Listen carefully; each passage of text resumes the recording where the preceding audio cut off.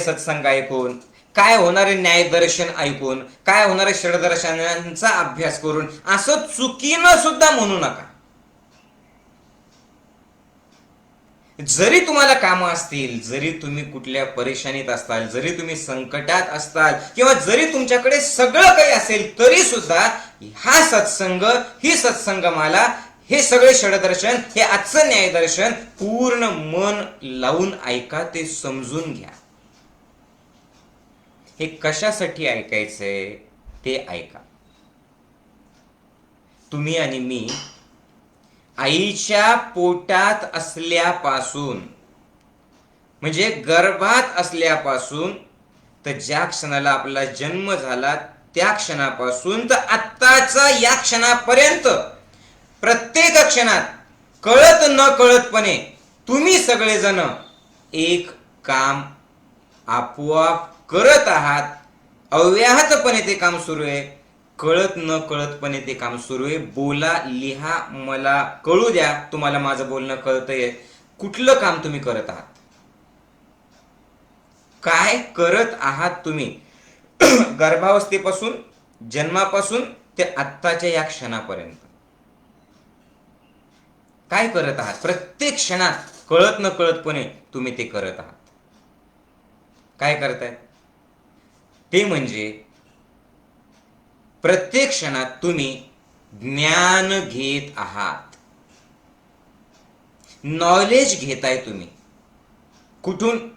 जिथून जिथून मिळेल तिथून, वेगवेगळ्या प्रमाणांनी, वेगवेगळ्या साधनांनी, या इंद्रियांची मदत घेऊन तुम्ही सगळेजण नॉलेज घेत आहात.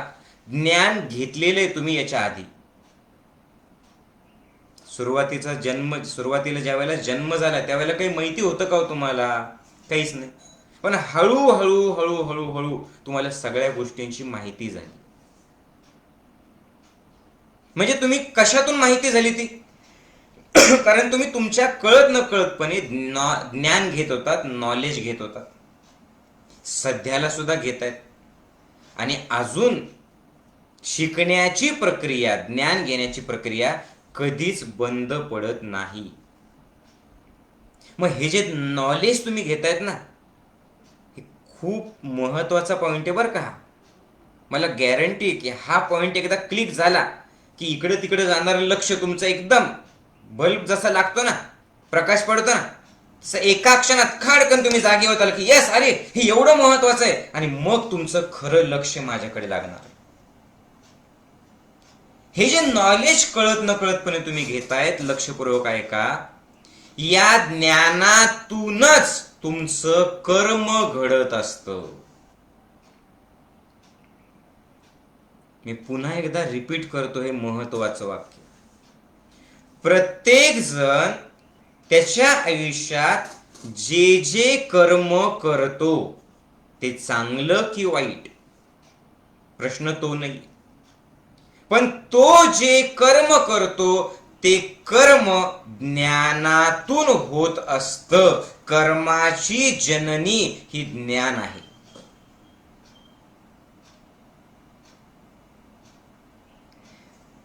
मनुष्य जेवढा ज्ञानी तेवढं त्याचं कर्म जास्त सत्कार्य असेल, चांगलं असेल. त्या कर्मातून त्याला आनंद मिळेल. काय सत्संगाची आवश्यकता आहे? लहान मुलांपासून तर मोठ्यांपर्यंत, आपल्या घरातल्या सर्वांपासून तर समाजातल्या प्रत्येकापर्यंत का गरज आहे? बघा, परमेश्वराने पंचेंद्रिय सर्वांना सारखेच दिलेले आहेत. या सगळ्या जगातल्या वस्तू सुद्धा सगळ्या सारख्याच आहेत. डोळे, कान, जीभ, ही त्वचा, हे सगळं सारखं दिलेलं आहे. पण तरी सुद्धा या सेम जगामध्ये सगळ्यांना इंद्रिय सारखे असून सुद्धा या जगातले सगळेजण सारखेच वागतात का?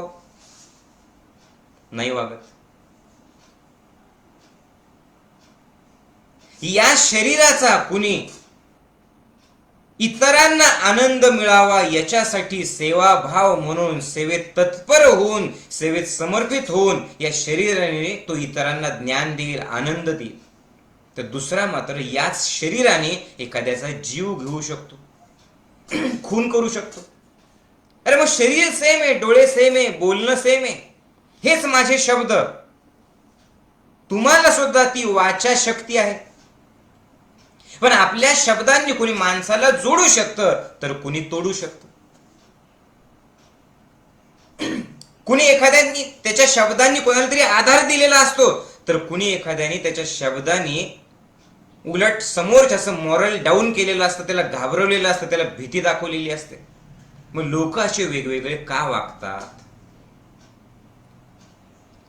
सेम घडतं, एकच प्रसंग घडतो, दोघांना जॉब लागला नाही, 2 मुलांना जॉब लागला नाही, इंटरव्ह्यू ते फेल झाले. पण एक जण सहज म्हणतो इट्स ओके यार, ठीक आहे, नाही लागला, नेक्स्ट टाइम आपण अजून प्रयत्न करू आणि नक्की जॉब मिळवू. आणि नाही जॉब लागला तर स्वतःच काहीतरी सुरू करू. पण दुसरा व्यक्ती मात्र एकदाच जॉब लागला नाही तर तो डिप्रेशन त्याला येतं, तो नकारात्मक विचार करायला लागतो, त्याला वाटतं आत्महत्या करावी, त्याला वाटतं माझं आयुष्य सगळं संपलं, आणि काही काही लोक जीवन संपवतात सुद्धा. मग हे असं आहे कशामुळे? प्रसंग सेम ना, पण कर्म वेगवेगळे कशामुळे केले? तर त्यांनी कोणतं नॉलेज घेतलेलं आहे. समजतंय का? Knowledge is origin of all doing, all work, all karma. Whatever you have did, you are doing, and you will do. It comes from your karma. It comes from your knowledge. तुमच्या आयुष्यात जे काही केलेले, जे सध्याला करत आहात आणि जे पुढे करणार आहे, ते ज्ञानातूनच येत असतं. एकाला जर ज्ञान असेल, एकाने जर शिबिर केलेलं असेल आपलं ज्ञानयोगाचं, हे सत्संगाचं ज्ञान त्याच्या डोक्यात, कानावरती जरी हे सहज शब्द पडले, अगदी एखादा पुन्हा सत्संगात आला जरी नाही, पण हे ज्ञान कुठे कामाला येतं? हे ज्ञान त्यावेळेला कामाला येतं, आत्ता तुमच्या लक्षात येणार नाही. पण ज्या ठिकाणी असं काहीतरी आयुष्यात प्रसंग घडतात की जिथे बाकीचे लोक हातपाय घालून बसतात, जिथे बाकीचे लोक आता काय करावं हा प्रश्न पडतो, बाकीच्यांचं बीपी वाढतं, पण तुम्ही मात्र अगदी हसून त्या क्षणाला ऍक्सेप्ट करतात आणि काय सांगतात, सोड यार. माऊलीजींनी काय सांगितलं होतं की अवघड परिस्थिती आहे, पण ही परिस्थिती राहणार नाही, हे दिवस जाणार आहेत. माऊलीजींनी काय सांगितलं होतं की ठीक आहे, परिस्थिती जरी अवघड असेल तर तुझं ज्ञान भक्कम आहे, या भक्कम ज्ञानाने त्या परिस्थितीला सामोरं जा आणि मनस्थिती चांगली ठेवून परिस्थितीवर मात कर. हे ज्ञान ज्याच्याकडे आहे ते रडत बसेल का? बोलत राहा माझ्यासोबत, विसरू नका ते बोलणं. नाही, बरोबर आहे, ते परिस्थिती समोर हरेल, ते नाही, ते परिस्थितीवर मात करेल. पण ज्याला हे ज्ञान नाहीये तो मात्र काय करेल? तो हरून जाईल. तर ज्ञान तुम्ही घेतायत, पण कोणतं ज्ञान तुम्ही घेतायत? समजतंय का? तुमच्या ज्ञानातूनच तुम्ही कर्म करता, ज्ञानातूनच तुम्ही शिकत जाता, ज्ञानातूनच तुम्ही प्रतिक्रिया देतात, ज्ञानातूनच तुमचं जीवन घडतं. मग ज्ञान कोणतं घ्यायचं? ज्ञान तर सगळ्या प्रकारचं आहे. खून करायचं हे सुद्धा नॉलेजच आहे, जीव वाचवायचं हे सुद्धा नॉलेजच आहे. तलवार शिकणं नॉलेज आहे, पण तलवार शिकण्यातून जीव घ्यायचा की जीव वाचवायचा हे सुद्धा नॉलेज आहे. मग इथे काम करतं न्यायदर्शन. आता आले पॉइंट वरती. समजतंय का? हे या पद्धतीनेच येणं आवश्यक आहे बरं का. हे असं नाही माऊलीजी पटकन सांगा मोकळं का. याच्यात इंटरेस्ट ठेवा, याच्यात जिज्ञासू वृत्ती ठेवा की न्यायदर्शन का आवश्यक आहे हे तर कळालं पाहिजे, त्याची आवश्यकता तर कळाली पाहिजे की हे काही पुराणातल्या गोष्टी नाही कुठल्या तरी, हा जीवन जगण्याचा रस्ता आहे. न्यायदर्शन योग्य ज्ञान घेण्याचा रस्ता आहे. न्यायदर्शन योग्य प्रतिक्रिया द्यायला लावण्याची मनस्थिती आहे. न्यायदर्शन जीवन सकारात्मक जगण्यासाठीचा रस्ता आहे. समजतंय? तुम्ही कुठली प्रतिक्रिया द्यायला पाहिजे हे तुमच्या ज्ञानाच्या क्वालिटीवरतून ठरतं. आणि ती क्वालिटी, खरं ज्ञान काय आहे आणि खोटं ज्ञान काय आहे, सत्य काय आहे आणि असत्य काय आहे, इथे काम करतं न्यायदर्शन. समजतंय? इथं न्यायदर्शन काम करतं की तुम्ही जे ज्ञान घेताय ते योग्य आहे की अयोग्य आहे, ते बरोबर आहे की चूक आहे. मग हे जे न्यायदर्शन आहे हे काय काय करतं लक्षात ठेवा बरं. लिहू पण शकता तुम्ही, टाईप पण करून मला दाखवू शकता. न्यायदर्शन काय काय करतं. न्यायदर्शन ज्ञानाला शुद्ध करतं. माझ्यासोबत तुम्ही रिपीट करत राहा. तुम्ही नुसतं बसू नका, तुम्ही लोळत लोळत नुसतं ऐकू नका, असं खडबडून जागी व्हा. ज्ञान घेण्यासाठीची तहान जागरूक करा. तुमचं जेवण, तुमच्या बाकीच्या गोष्टी म्हणा स्वतःला की यस मी हे सगळं नंतर करेल. माऊलीजी एवढा जीव तोडून आपल्याला लाईव्ह देत आहेत, यस मी स्वतः लाईव्ह राहील, मी स्वतः जागरूक राहील. आणि त्याच्यासाठी येणार रिपीट करा. तुम्ही ज्यावेळेस मोठ्याने माझ्या पाठीमागे बोलतात ना त्यावेळेला तुमच्या सबकॉन्शियस माइंड मध्ये ते जातं आणि योग्य ठिकाणी योग्य वेळेला योग्य पद्धतीने ते वापरल्या जातं. का रिपीट करायचं माझ्यासोबत. नॉलेज सगळ्यांकडे पण योग्य ठिकाणी वापरलं गेलं पाहिजे ना. ते योग्य ठिकाणी कधी वापरलं जाईल ज्यावेळेला ते नॉलेज तुमच्या सबकॉन्शियस माइंड मध्ये जाईल. समजतंय का.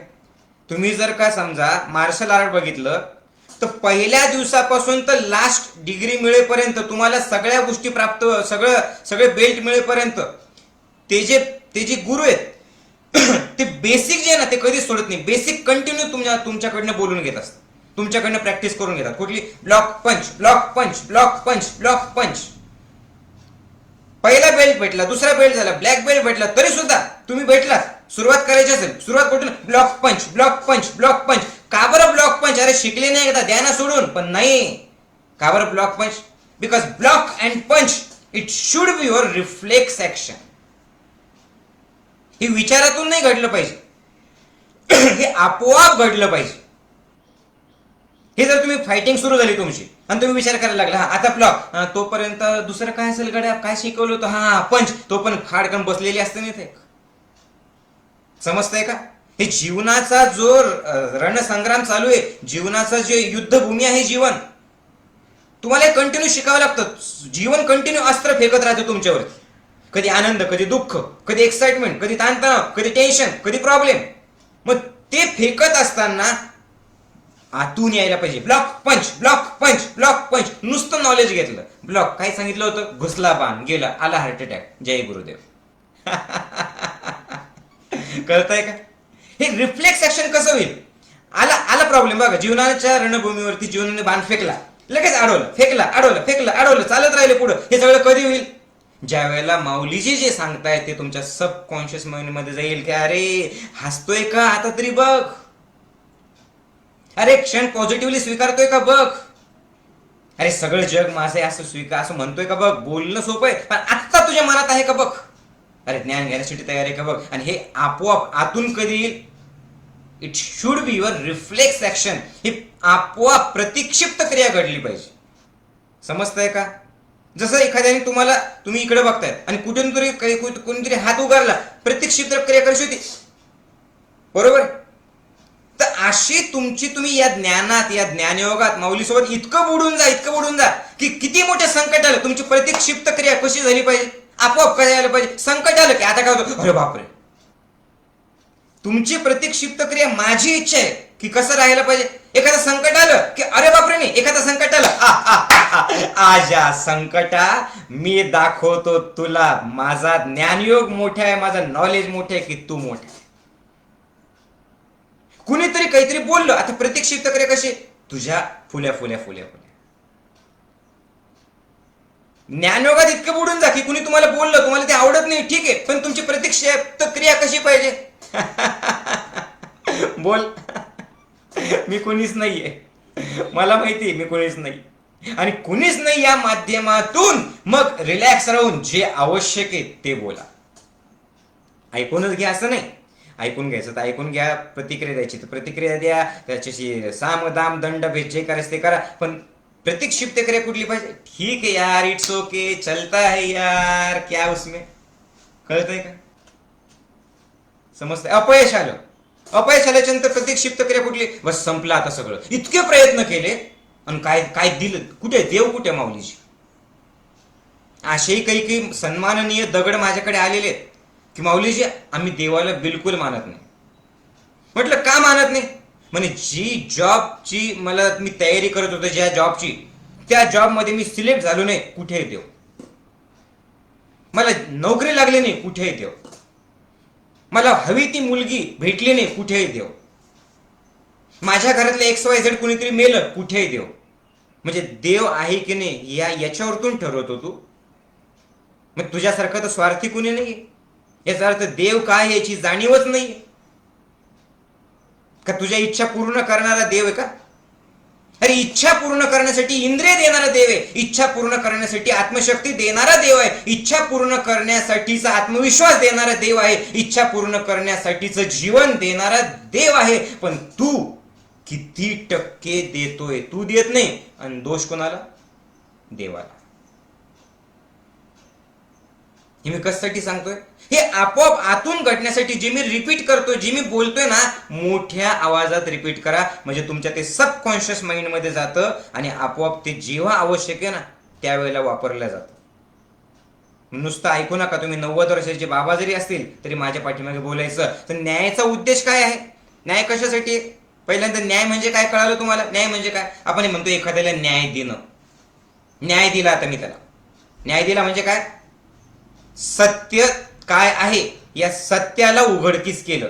जे सत्याला उघडकीस केलं तर ज्याला न्याय पाहिजे त्याला न्याय मिळेल की नाही? मग न्याय दर्शन म्हणजे काय? सत्यापर्यंत पोहोचणं. कशासाठी करायचं? न्यायाने काय होतं? न्याय ज्ञानाला शुद्ध करतं. बोला माझ्या पाठीमागे. न्याय ज्ञानाला शुद्ध करतं. आता ज्ञानाला शुद्ध का बरं करायला पाहिजे? आपण पुढे बघणार आहोत ते. नंबर 2, ज्ञान जेवढं शुद्ध तेवढं जीवन आनंदी. बोला माझ्या पाठीमागे, म्हणा, ज्ञान जेवढं शुद्ध तेवढं जीवन आनंदी. तुमच्या जीवनाची क्वालिटी तुमच्या ज्ञानावर ठरते. तुमच्या जीवनाची क्वालिटी तुमच्या ज्ञानावर ठरते. आणि 4th काय आहे? तुमच्या कर्माची सुरुवात तुमच्या ज्ञानापासून होते. बोला असं, कर्माची सुरुवात ज्ञानापासून होते. राईट, बरोबर. म्हणजे आपण काय काय बघितलं?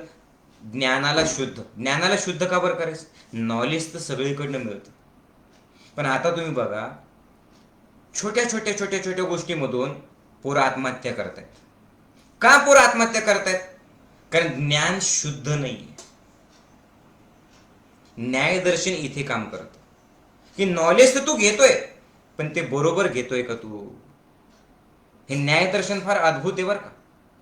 न्यायदर्शन काय करतं? तुम्ही जर कशात अडकलेले असताल ना, तुम्हाला ज्ञान देतं आणि त्या ज्ञानातून तुम्हाला मुक्त करतं, तुम्हाला फ्री करतं, तुम्हाला सगळ्या बॉन्डेज मधून तुम्हाला ते स्वतंत्र करतं. समजलं? उदाहरणार्थ, कुणीतरी एखाद्याने मला शिवी दिली. जर माझ्याकडे ज्ञान नसेल, योग्य ज्ञान नसेल, तर मी काय करेल? जर मिथ्या ज्ञान असेल तर काय करेल? त्याला 4 शिव्या घालेल. त्याला 4 शिव्या घातल्या की तो मला घालेल. मग मी काय करेल? दगड उचलेल, तसं डोकं फोडेल, तो माझं डोकं फोडेल. आता ही झाली प्रोसेस. कशामुळे? मिथ्या ज्ञान. पण जर माझ्याकडे रिअल नॉलेज असेल, खरं ज्ञान असेल, तर प्रतिक्रिया कुठलीही द्यायची. म्हणजे ऐकूनच घ्या, तो बोलतोच आहे तुम्ही ऐकून घ्या असं नाहीये. पण अगोदर मनातून तुम्ही शांत आहात का? मग त्या शांततेतून जर ती प्रतिक्रिया दिली तर त्याच्या शब्दांमध्ये तुम्ही अडकताल का? कळतंय का? आजकाल तुम्ही सगळेजण तुमच्या आनंदाचे, तुमच्या दुःखाचे, तुमच्या तणावाचे, तुमच्या टेन्शनचे, तुमच्या हसण्याचे आणि तुमच्या रडण्याचे सगळे बटन तुमच्या घरच्यांकडे किंवा समोरच्याकडे दिलेले.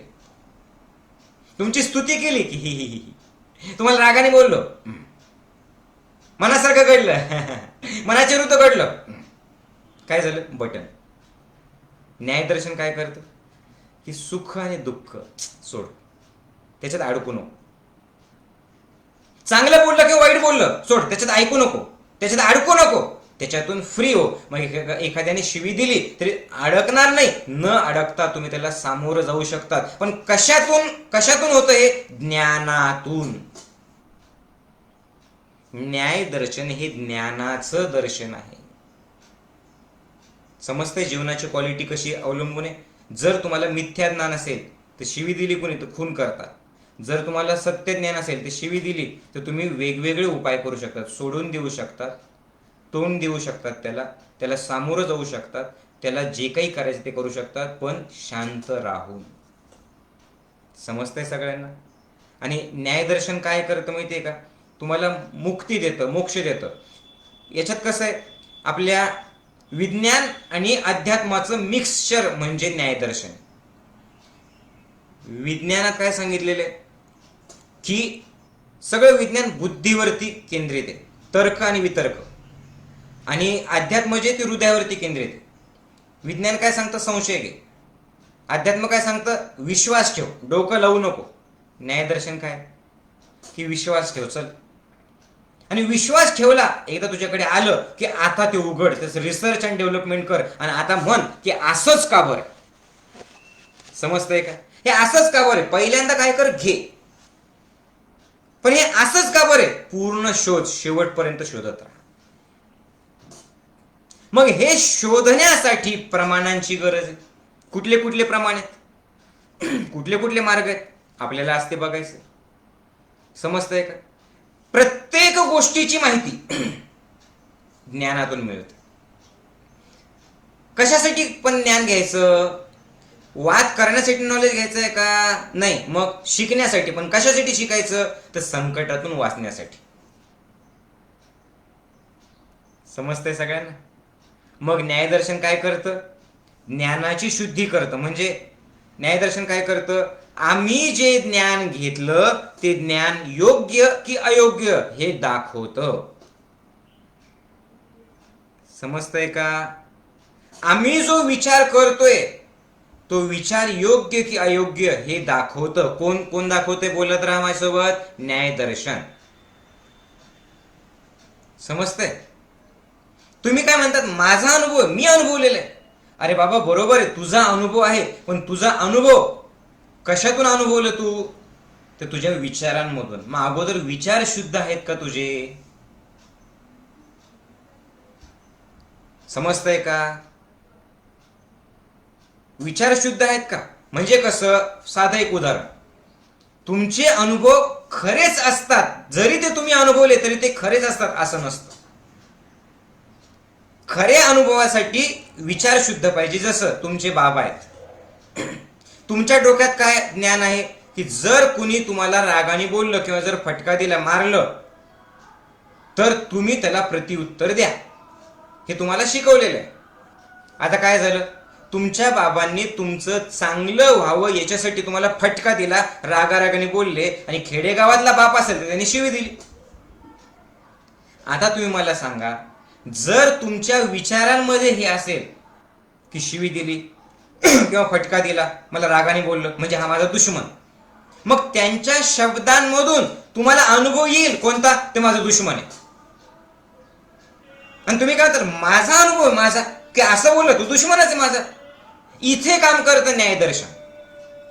न्यायदर्शन तुमच्या विचारांना शुद्ध करते की अरे बाबा राजा सोन्या मोत्या, अगोदर विचार शुद्ध कर, अगोदर बघ कोण बोललंय, कोण आहे तो तुझा बाप आहे, मग बघ त्याच्या डोळ्यामध्ये, त्याच्या शब्दांकडे बघू नको, त्याचं रिसर्च अँड डेव्हलपमेंट कर. त्याचे शब्द काय आहेत? फटका देत. पण तो फटका कशासाठी आहे? तो कसा आहे? तर तो कुंभारासारखा आहे, त्याने आतून आधार दिलेला आहे, बाहेरून ते फटकं मारतंय. कशासाठी फटका मारतोय? तर त्याच्यातून भांड तयार झालं पाहिजे. असा तुझा बाप जो चिडतोय, रागवतोय, शिव्या घालतोय, ते तुझं जीवन चांगलं होण्यासाठी करतोय, कारण त्याच्या डोळ्यामध्ये तळमळ आहे. बघ, आता हे ज्ञान जर असेल आणि या ज्ञानातून जर विचार आला असेल, तर आता पुन्हा तोच माणूस अनुभव कुठला घेईल की बाबा तुम्ही मला असं वेळोवेळी रागवत राहा, बोलत राहा, जर मी नाही ऐकलं तर मारत राहा. का बरं? कारण याच्यातूनच मी योग्य मार्गाला चालणार आहे. धन्यवाद.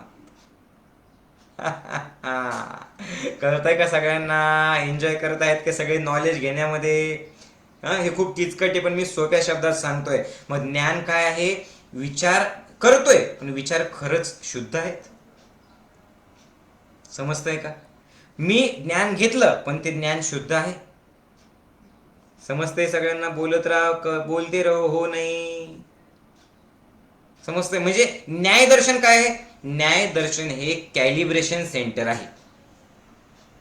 कॅलिब्रेशन सेंटर माहिती आहे तुम्हाला? की समजा एखादी गोष्ट आपल्याला एखादी कंपनी आहे, त्या कंपनीमध्ये समजा काय आहे, त्या कंपनीमध्ये की एक ट्रक येते, त्या ट्रकचं वजन किती आहे ते दाखवते. मग ट्रकवाला काय सांगतो की माझ्या ट्रकचं वजन 750 क्विंटल आहे. कारण त्याच्यात काहीतरी असेल 750 क्विंटल. आता हे काय झालं, नॉर्मल गोष्ट. न्यायदर्शन काय करतं की 750 क्विंटल वजन आहे, कुणी दाखवलं? त्या यंत्राने. पण ते यंत्र कॅलिब्रेटेड आहे का?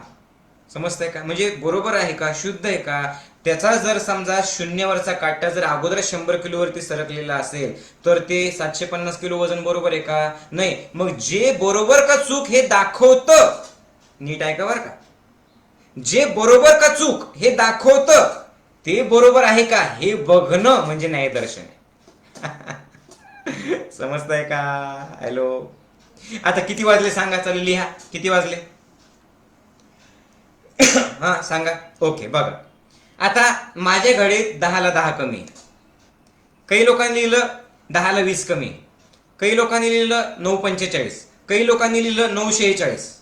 काही साधकांनी लिहिलं 9:48. आता 9:40 पासून तर 9:50 पर्यंत वेगवेगळे टाइम लिहिलेले आहेत. बघा बघा, तुम्हीच बघा. मग आता टाइम तर दाखवला तुम्हाला, कुणी दाखवला? घड्याळीनी. बरोबर आहे. मग तुम्ही काय म्हणतात? माझी घड्याळ बरोबर आहे. न्यायदर्शन काय करतं? ज्यांनी टाइम दाखवला ती टाइमवर आहे का, त्याला टाइमवर आणणं, कोणाला? घड्याळीला. त्याला कॅलिब्रेट करणं म्हणजे काय? त्याला पुन्हा बरोबर त्या जी खरी जी घड्याळ आहे त्याच्या क्लॉकनुसार, त्या क्लॉकनुसार, त्या घड्याळीनुसार त्याचं टाइम सेट करणं म्हणजे न्यायदर्शन. कशामुळे करायचं असं? अरे जर हे जाणलं, जर हे केलं तरच तू योग्य मार्गावरती चालशील. नाही तर तुला तर वाटतंय की मी योग्य मार्गावरती आहे, पण तुझं विचार, तुझी दिशा चुकली तर तू कसा योग्य मार्गावरती राहशील? आणि योग्य मार्गावरती जर नाही गेला तर मला सांगा, तुम्हाला मोक्ष मिळेल का? तुम्हाला आनंद मिळेल का? मला जायचं आहे इथून पुण्याला,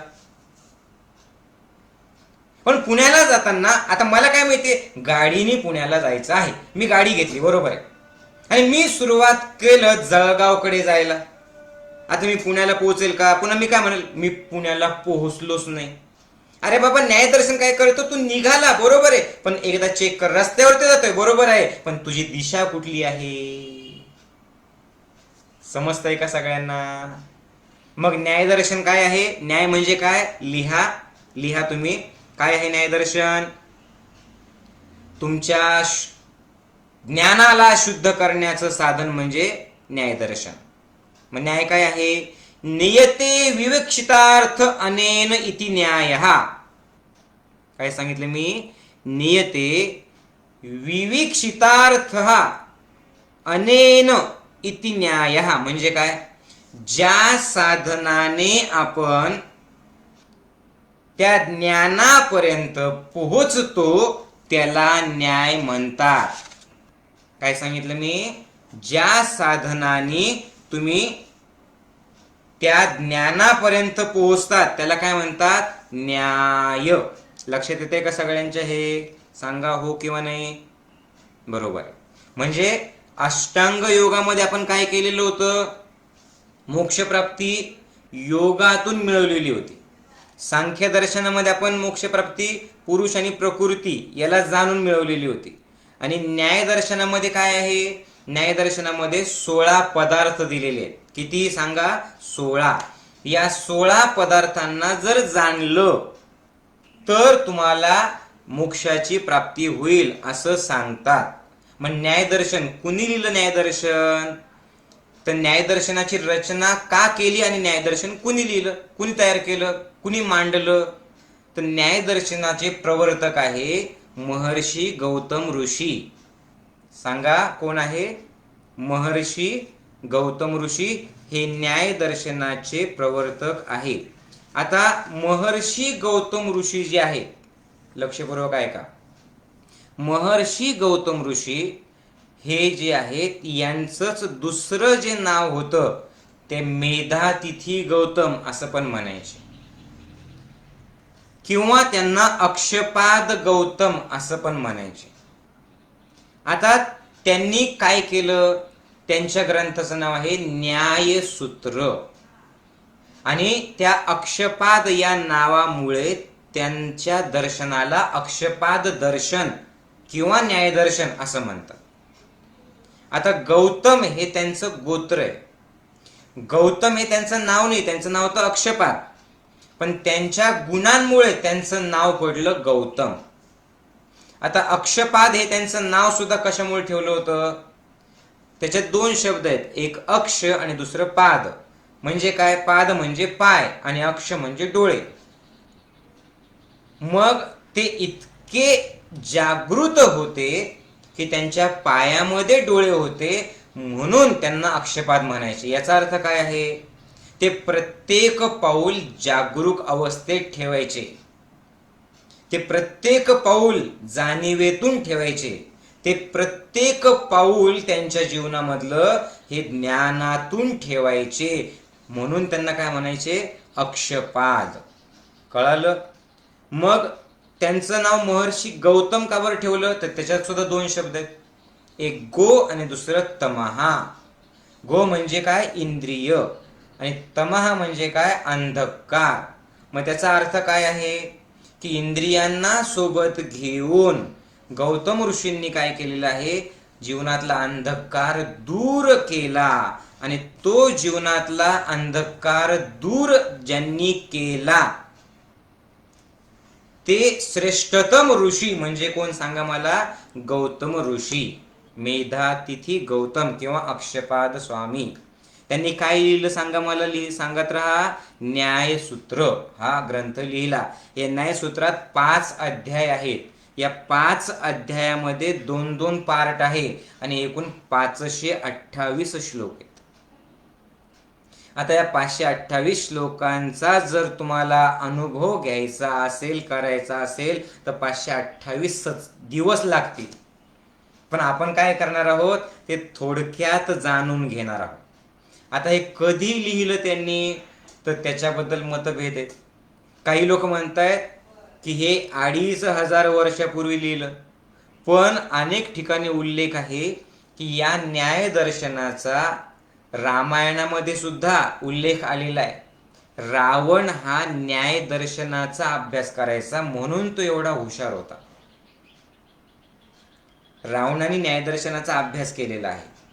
तर न्यायदर्शनाचं प्रयोजन काय आहे सांगतो. एक एक गोष्ट लक्षात येते. न्यायदर्शन 1000 वर्षापासून आहे. कोणी लिहिलं, गौतम ऋषी. गौतम का म्हणतात ते कळालं. प्रयोजन काय आहे न्यायदर्शनाचं, मोक्ष.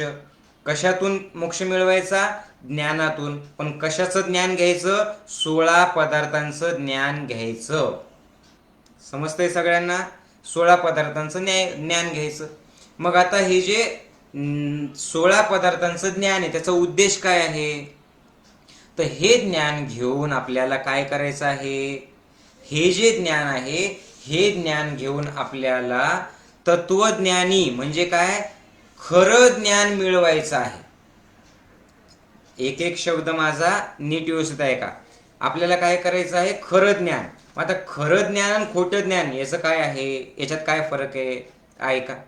तर ज्ञान म्हणजे काय, ज्ञानाचा अर्थ काय, लिहा बरं. तुम्हाला जर काही लक्षात आलं असेल तर सांगा मला. Knowledge, what is mean by knowledge. ज्ञान घेणं म्हणजे नेमकं काय, ज्ञान या शब्दाचा अर्थ काय सांगा. ज्ञान म्हणजे काय, ओके हा ऐका. ज्ञान म्हणजे काय, बोध करून घेणे. ज्ञान म्हणजे काय, जाणणे. कळतंय, जाणणे म्हणजे काय ज्ञान, बोध करून घेणं म्हणजे ज्ञान. पण ते जे ज्ञान आहे त्या ज्ञानात सुद्धा गौतम ऋषींनी 2 प्रकार सांगितलेले आहेत. कुठले कुठले 2 प्रकार, एक आहे प्रमा आणि दुसरं आहे अप्रमा. तुम्ही लिहित चला, शब्द अवघड आहे, हे फार किचकट आहे, तरी पण मी सोप्या शब्दात सांगतोय. तुम्ही लिहित चला पटपट पटपट पटपट. जे वही पेन नाही त्यांनी टाईप करत राहा. तुम्हाला छान पॉईंट आवडला तर छान आनंदाने टाळ्या वाजवत राहा, एन्जॉय करत राहा. कारण हे ज्ञान घेणं सुद्धा, ही प्रोसेस जी आहे ना, त्याची तोंड उतरून नाही झाली पाहिजे, हसत आनंदाने झाली पाहिजे. तर काय सांगितलं मी तुम्हाला, गौतम ऋषींनी काय सांगितलं, ज्ञान म्हणजे काय, बोध घेणे किंवा जाणणे म्हणजे ज्ञान घेणं. उदाहरणार्थ काय आहे, समजा हे आहे, हे जे आहे दिसतंय काय आहे, हे चार्जर आहे. मग या ज्ञानाचा बोध घेणं, चार्जर काय आहे त्याचा पूर्ण अभ्यास करणं, समजतंय. पण याच्यामध्ये सुद्धा दोन प्रकार आहेत. काय काय प्रकार आहेत गौतम ऋषींनी काय सांगितलं, एक आहे प्रमा आणि दुसरं आहे अप्रमा. लिहा प्रमा आणि अप्रमा. आता प्रमाच्या पुढे करा, प्रमा इज इक्वल टू, प्रमा म्हणजे काय, यथार्थ ज्ञान. लिहा पटपट. प्रमा म्हणजे काय, यथार्थ ज्ञान. आणि अप्रमा म्हणजे काय, अयथार्थ ज्ञान. लिहा, अप्रमा म्हणजे काय, अयथार्थ ज्ञान. आता पुन्हा एकदा लिहा. आता प्रमा जे आहे, कशाचं नॉलेज घ्यायचंय, 16 पदार्थांचं. कुठले कुठले 16 पदार्थ आहेत ते मी तुम्हाला सांगणार आहे. तर आता प्रमा आणि अप्रमा एवढं तुमच्या अगोदर लक्षात यायला पाहिजे. तर आता हे जे प्रमा आणि अप्रमा याचं नॉलेज आपल्याला काय घ्यायचंय, आणि प्रमा आणि अप्रमा म्हणजे काय, तर लिहा पुढं. प्रमा जे ना, प्रमामध्ये लिहा. प्रमा म्हणजे काय, यथार्थ ज्ञान म्हणजे प्रमा. पण म्हणजे काय, तर प्रमाचा अर्थ आहे सत्याला जाणणं. काय अर्थ आहे, फक्त नीट ऐका, एक एक शब्द महत्वाचा आहे. प्रमाचा अर्थ काय, फक्त सत्याला जाणणं. सत्या इन इन्व्हर्टेड कॉमा, सत्य, ट्रूथ. फक्त ट्रूथला जाणं, सत्याला जाणणं म्हणजे काय आहे, प्रमा म्हणजे काय, यथार्थ ज्ञान. पण नुसतं सत्याला जाणलं, लक्षात घ्या, नुसतं सत्याला जाणलं म्हणजे तुम्हाला पूर्ण ज्ञान मिळालं का हो, नाही. मग ज्ञानात दोन प्रकार आहेत. दुसरं काय, अप्रमा म्हणजे काय, अयथार्थ ज्ञान. तर सत्याला जाणणं, गौतम ऋषी काय म्हणतात, सत्याला जाणणं जेवढं आवश्यक आहे तितकंच आणि त्याच्याही पेक्षा जास्त असत्याला जाणणं सुद्धा आवश्यक आहे. म्हणजे तुम्हाला कळतं हे सत्य आहे, हे असत्य आहे. म्हणजे काय, यथार्थ ज्ञान प्लस अयथार्थ ज्ञान म्हणजे तत्वज्ञान. म्हणजे नीट ऐका, पुन्हा एकदा लिहित चला बरं का. म्हणजे सत्य ज्ञान प्लस असत्य ज्ञान म्हणजे न्यायदर्शन किंवा प्रमा आहे. प्रमा प्लस अप्रमा म्हणजे काय, न्यायदर्शन आहे. आता हे डोक्याच्या वरतून जात असेल बरं का तुमच्या थोडंसं, पण डोक्याच्या वरतून जातंय, नीट ऐका. माझ्या डोक्याच्या वरतून जाते आणि माझ्या डोक्यात काहीच शिरत नाहीये, एवढं जरी तुम्हाला कळालं ना, तर हळूहळू तुम्हाला सगळं काही कळणार आहे. मी हे सोपं करून सांगतो म्हणजे तुम्हाला कळेल, म्हणजे तुम्हाला कळेल. आता ऐका, लक्षपूर्वक ऐका, की या 16 पदार्थांचं नॉलेज आपल्याला घ्यायचं. पण ते कसं घ्यायचंय, प्रमा अप्रमा. आता प्रमा म्हणजे काय, बोलत राहा माझ्यासोबत, रिपीट करत राहा, मोठ्याने बोलत राहा, खरं ज्ञान. पण गौतम ऋषी काय म्हणतात, नुसतं खरं ज्ञान नाही घ्यायचं, खोटं काय त्याचं पण जाणून घ्या. नुसतं सत्य नाही, असत्य पण जाणा. उदाहरणार्थ समजा तुम्हाला ज्ञान मिळालं काय, की तुमचे प्रवासामध्ये वस्तू नीट व्यवस्थित ठेवा. आता प्रवासात वस्तू नीट व्यवस्थित ठेवा हे काय आहे, सत्य ज्ञान. तुम्हाला नॉलेज कळालं. पण गौतम ऋषी काय म्हणतात, एवढं पुरेसं नाहीये बाबा, पूर्ण ज्ञान नाहीये हे. नुसतं नीट व्यवस्थित ठेवा झालं ना. पण नुसतं नीट व्यवस्थित म्हणजे नेमकं काय करायचं, तर गौतम ऋषी काय म्हणतात, वस्तू चोरायच्या कशा, खिसे कसे कापायचे याचं पण तुम्हाला ज्ञान पाहिजे. लक्षपूर्वक आहे का, कशासाठी पाहिजे, खिसे कापण्यासाठी नाही, चोरण्यासाठी नाही, तर चोट्टे कसे चोरतात याचं ज्ञान जर तुम्हाला असेल, कळतंय का, चोट्टे कसे खिसे कापतायत याचं नॉलेज जर तुम्हाला असेल, तर तुम्ही तुमच्या खिशाला आणि तुमच्या वस्तूंना नीट जपून ठेवताल का नाही जपून ठेवणार. हॅलो, आता क्लिअर झालं का तुम्हाला, समजतंय का, बोलत राहा मला. मी खूप सोप्या शब्दात सांगतोय तुम्हाला, समजतंय की सत्य आणि असत्य. सत्य काय, तुझी वस्तू जपून ठेव. असत्य काय, दुसऱ्याची वस्तू चोरटे कसे चोरतात. पण हे असत्याची जाणीव कशासाठी, असत्य जरी जाणलं तरी सुद्धा तुम्ही चुकीचा मार्ग अवलंबणार नाही का बरं. सत्य माहिती की दुसऱ्याचं आपल्याला आपलं घ्यायचं नाही, दुसरं म्हणजे आपल्याचं समजायचं नाही, पण आपलं जे ते जपायचं कसं, तर आपलं लोक कसे लुटतात ते बघायचं. कळतंय का. मग जर तुम्ही ते दोन्ही नॉलेज घेतले तर तुमची वस्तू सुरक्षित राहील की नाही? समजतंय का? कळतंय? एखादा तुम्हाला गोड गोड बोलतोय हे सत्य ज्ञान, पण एखाद्याने शिव्या दिल्या तेही असत्य ज्ञान, त्याची माहिती पाहिजे तुम्हाला. कशासाठी? दुसऱ्याला शिव्या घालण्यासाठी का? नाही. तर ही इतकी घाण आहे की त्याने आपलं डोकं खराब होतं. त्याच्यामुळे काय करायचं? दुसऱ्याच्या घाणेरड्या बोलण्याचा परिणाम आपल्यावरती होऊ द्यायचा नाही, आणि आपण ते घाणेरडं दुसऱ्याला बोलायचं नाही. याच्यासाठी काय घाण आहे हे पण नॉलेज घ्या, आणि जे चांगलं आहे त्याचा वापर करा. समजतंय का? बोलो. कळतंय? ओके. गाडी चालवतोय मी. गाडी चालवत असताना गाडी कशी सरळ चालली पाहिजे याचंही ज्ञान घ्या. याला म्हणतात प्रमा. पण अप्रमा काय? गाडी सरळ जर नाही चालली तर तुम्ही धाडकन पडताल आणि तुम्हाला लागेल, त्याचंही ज्ञान घ्या. कशासाठी? पडण्यासाठी ज्ञान घ्यायचं का? नाही. कशासाठी ज्ञान घ्यायचं सांगा? कशासाठी ज्ञान घ्यायचं? गाडी सरळ चालण्यासाठी. आणि जर सरळ चालून सुद्धा कधी पडलीस तर मग प्रथमोपचार कुठले करायचे ते सुद्धा माहिती पाहिजे की नाही पाहिजे? बोलत राहा मेरे साथ, हा या ना. बरोबर. मग आता ज्ञान कसं घ्यायचं? तर प्रमाणाने घ्यायचं. प्रमाणाने म्हणजे काय? पुराव्याने घ्यायचं. कसं घ्यायचं? तर सत्य आणि असत्य दोघांनाही जाणायचं. का घ्यायचं? तर कार्य करण्यासाठी आवश्यक आहे. कशासाठी घ्यायचं? तर ज्ञान हा आपल्या आत्म्याचा गुण आहे. समजतंय? आता या ज्ञानात पुन्हा 3 प्रकार, 3 गोष्टी. पूर्ण ज्ञान म्हणजे काय? 3 गोष्टी.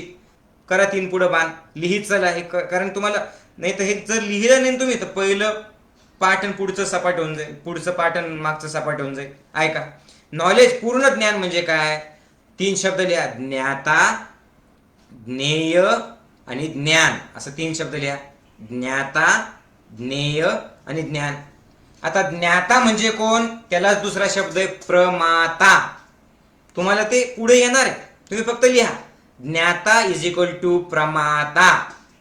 आता प्रमाता म्हणजे कोण? प्रमाता इज इक्वल टू जाणणारा. जाणणारा इज इक्वल टू नोवर. म्हणजे मला, लक्षपूर्वक ऐका, लक्षपूर्वक ऐका. ज्ञाता म्हणजे काय? तर मला, इकडे बघा माझ्याकडे, मला या माईकची माहिती घ्यायची आहे. सांगितलं? कळतंय? मला या माईकची माहिती घ्यायची आहे. मग ज्ञाता म्हणजे कोण? माहिती कोण घेणार आहे? कोण घेणारा कोण आहे? मी. समजतं? नोवर. नोवर म्हणजे कोण? जाणणारा. म्हणजे कोण? ज्ञाता. त्याला दुसरा शब्द काय आहे? प्रमाता. कळतंय? कशाची माहिती घ्यायची आहे? ज्ञेयाची. आपल्या क्लासमधलं ज्ञेय ते वेगळं बरं का, ते इथं मिक्स नका करू. ज्ञानयोगाचं शिबिर केलेली मंडळी, ते तो विषयच पूर्ण वेगळा आहे. इथं गौतम ऋषींचं सुरू आहे आपलं. जाणायचंय. कुणाला जाणायचंय सांगा मला? माईकला जाणायचंय. मग ज्ञेय म्हणजे काय? वस्तू किंवा विषय. कळतंय? ज्ञेय म्हणजे काय? वस्तू किंवा विषय. आणि याला जाणल्याच्या नंतर मला काय मिळणार आहे? नॉलेज. कळालं? मग आता पटापट रिपीट करा. माझ्या पाठीमागे रिपीट करा. चला इकडे लक्ष द्या माझ्याकडे, मला उत्तर द्या. आता चला सांगा. आता हे काय आहे सांगा? ग्लास. आता मला सांगा बरं का, आता मला जाणून घ्यायचंय. टाईप करा, लिहित राहा. मला जाणून घ्यायचंय की हे काय आहे. मग याच्यामध्ये ज्ञाता कोण आहे सांगा? बोलत राहा. ज्ञाता कोण आहे? मी. बरोबर आहे. का बरं? कारण मी जाणणार आहे. ओके. ज्ञेय काय आहे? ज्ञेय. ज्ञेय म्हणजे काय? विषय किंवा वस्तू. ज्ञेय काय आहे? ग्लास. बरोबर आहे. आणि ज्या वेळेला याच्याबद्दल मी बोध घेईल, जाणेल, त्याच्यातून काय मिळणार मला सांगा? ज्ञान. तर ज्ञाता, ज्ञेय आणि ज्ञान मिळून म्हणजे काय? नोवर, सब्जेक्ट आणि नॉलेज. नोवर, सब्जेक्ट आणि नॉलेज मिळून तत्वज्ञान तयार होतं. कळत आहे सगळ्यांना? यथार्थ ज्ञान प्लस अयथार्थ ज्ञान. नियते विविक्षितार्थ हा अनेन इति न्याय. म्हणजे काय? ज्या साधनानी आपण ज्ञेय किंवा ज्ञानापर्यंत पोहोचतो त्याला काय म्हणतात? न्याय. तो मार्गाला काय म्हणतात? न्याय. उदाहरणार्थ मला जाणायचंय. मग कशाच्या माध्यमातून जाणायचंय? इंद्रियांच्या माध्यमातून. कशाच्या माध्यमातून जाणायचंय? ग्लासच्या माध्यमातून. मग ह्या सगळ्या रस्त्याला काय म्हणायचं? न्याय. समजतंय? मग कुठल्या कुठल्या पदार्थांना जाणायचंय? आता लिहून घ्या. पटपट पटपट लिहा. तर गौतम ऋषी असं सांगतात, की 16 पदार्थांचं ज्ञान जर घेतलं, पण कुठलं ज्ञान? यथार्थ प्लस अयथार्थ, प्रमा प्लस अप्रमा, त्याला म्हणतात ज्ञान. प्रमा म्हणजे काय? खरं. आणि अप्रमा म्हणजे काय? खरं पण अयथार्थ नॉलेज. तर त्याला जाणायचं. कुठले कुठले 16 पदार्थ आहेत लिहा. आता या एक एक पदार्थ जो मी सांगणार आहे ना, याच्यावरती एक 16 शब्द आहेत ना, तर एकेका शब्दावरती 3-3 आठवडे सत्संग सुरू राहू शकतो. इतकं हे विस्तारलेलं नॉलेज आहे. पण आपण काय करणार आहोत? आत्ता थोड्या वेळातच आपण ते संपवणार आहोत. मी फक्त तुम्हाला हे शब्द सांगणार आहे तुमच्या माहिती करता, आणि त्यातल्या फक्त पहिले 2 शब्दांविषयी थोडीशी माहिती देणार तुम्हाला. लिहा पटपट पटपट. 16 पदार्थांचं नॉलेज घ्यायचं आहे. लिहा पटापट. कुठले कुठले 16 पदार्थ आहेत? जे लिहित नाही माझ्या पाठीमागे बोला, आणि जे लिहित आहेत त्यांनी मोठ्याने बोलायचं आणि लिहायचं. प्रमाण, म्हणा प्रमाण. दुसरं काय? प्रमेय, प्रमेय. संशय, संशय. प्रयोजन, प्रयोजन. दृष्टांत, बोला दृष्टांत. सिद्धांत, सिद्धांत. अवयव, अवयव. तर्क, बोला रिपीट करा, तर्क. निर्णय, निर्णय. वाद, वाद. जल्प, जल्प. वितंडता, वितंडता. हेत्वाभास, हेत्वाभास. छल, बोला छल. जाती, जाती. आणि निग्रहस्थान. काय? निग्रहस्थान म्हणजे काय? काय? प्रमाण, प्रमेय, संशय, प्रयोजन, दृष्टांत, सिद्धांत, अवयव, तर्क, निर्णय, वाद, जल्प, वितंडता, हेत्वाभास, छल, जाती आणि निग्रहस्थान. या 16 पदार्थांचं जर तुम्ही नॉलेज घेतलं तरच तुम्हाला सत्य ज्ञान मिळेल, आणि सत्य ज्ञान मिळालं तरच तुम्हाला मोक्ष प्राप्ती होईल. असं कुणी सांगितलं? बोला. मी नाही. असं गौतम ऋषींनी सांगितलं. आता हे नॉलेज कशासाठी घ्यायचं? का बरं घ्यायचं? कसं घ्यायचं? कधी मिळेल नॉलेज? पुन्हा लक्षपूर्वक ऐका, लिहित चला. हे नॉलेज कधी मिळेल तुम्हाला? तर सत्याचं ज्ञान कधी मिळेल तुम्हाला? तर मिथ्या ज्ञान हटवल्यावर सत्याचं ज्ञान मिळेल. एक एक शब्द लक्षपूर्वक ऐका बरं का. इकडे बघा माझ्याकडे, आणि समजल्यावर मगच लिहा. काय सांगितलं मी? उद्देश काय आहे प्रत्येक दर्शनाचा? मोक्ष. पण मोक्ष मिळेल कधी? ज्ञान घेतल्यावर. मोक्ष ज्ञान घेतल्यावर मिळेल. पण ज्ञान कधी मिळेल? सत्य ज्ञान कसं घ्यायचं? तर सत्य ज्ञान कसं घ्यायचं?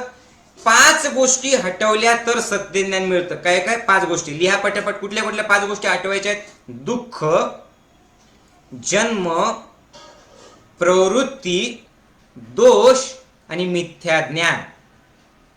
हे हटलं तरच सत्य मिळेल. सत्य मिळालं तरच मोक्ष मिळेल. काय काय? दुःख, जन्म, प्रवृत्ती, दोष आणि मिथ्या ज्ञान. हे तुम्हाला पुन्हा पुन्हा ऐकावं लागणार बरं का, नंतर सुद्धा. आठवड्याभर ऐकत राहायचे, नोट्स काढत राहा. हे जर हटलं तरच सत्य ज्ञान मिळेल. आता काय सांगितलं मी? दुःख, जन्म, प्रवृत्ती, दोष, मिथ्या ज्ञान हटवणं. मग आता याचं काय आहे? म्हणून इथे न्यायदर्शन काम करतं. ते काय सांगतात की नुसतं ज्ञान घेऊ नका, सत्य ज्ञान. मिथ्या ज्ञानाला जाणा. मिथ्या ज्ञानाला जर तुम्ही जाणलं तर मिथ्या ज्ञान हटेल, आणि मिथ्या ज्ञान जर हटलं, आता बघा बरं का, रिपीट, पुन्हा रिव्हर्स जायचंय. काय काय सांगितलं तुम्ही? दुःख, जन्म, प्रवृत्ती, दोष आणि मिथ्या ज्ञान. आता मिथ्या ज्ञान जर हटलं तर दोष विरहित जीवन जगतो. दोष राहत नाही. समजतंय? दोषातून दुःख निर्माण होतं. दोष 3 प्रकारचे. डोकं खराब आहे बरं का, डोकं खराब करायचे काम आहेत. बघा, दुःख, जन्म, प्रवृत्ती, दोष, मिथ्या ज्ञान. मिथ्या ज्ञान हटलं तर दोष हटतो. पण दोष म्हणजे नेमकं काय? तर 3 गोष्टीतून दोष तयार होतो. कुठल्या कुठल्या 3 गोष्टी आहेत त्या? राग, द्वेष आणि मोह. कशा कशातून दोष तयार होतो? राग, द्वेष आणि मोह. न्याय दर्शनात दोषाचा हा अर्थ आहे. समजते? हे कशातून तयार होतो? तर दोष कशातून तयार होतो तर सांगा मला? मिथ्या ज्ञानातून. मिथ्या ज्ञान म्हणजे काय? जे असत ते, पण त्याला तुम्हाला असं वाटलं की हेच खरंय. उदाहरणार्थ काय? की समजा असं मी समजलं की हे घर माझं आहे. आता समजा दोन भाऊ एकत्र राहत आहेत आणि हा काय म्हणतो की घर माझं आहे. आता सत्य आणि असत्य काय आहे, हे सत्य काय हे कुणाचंच नाहीये.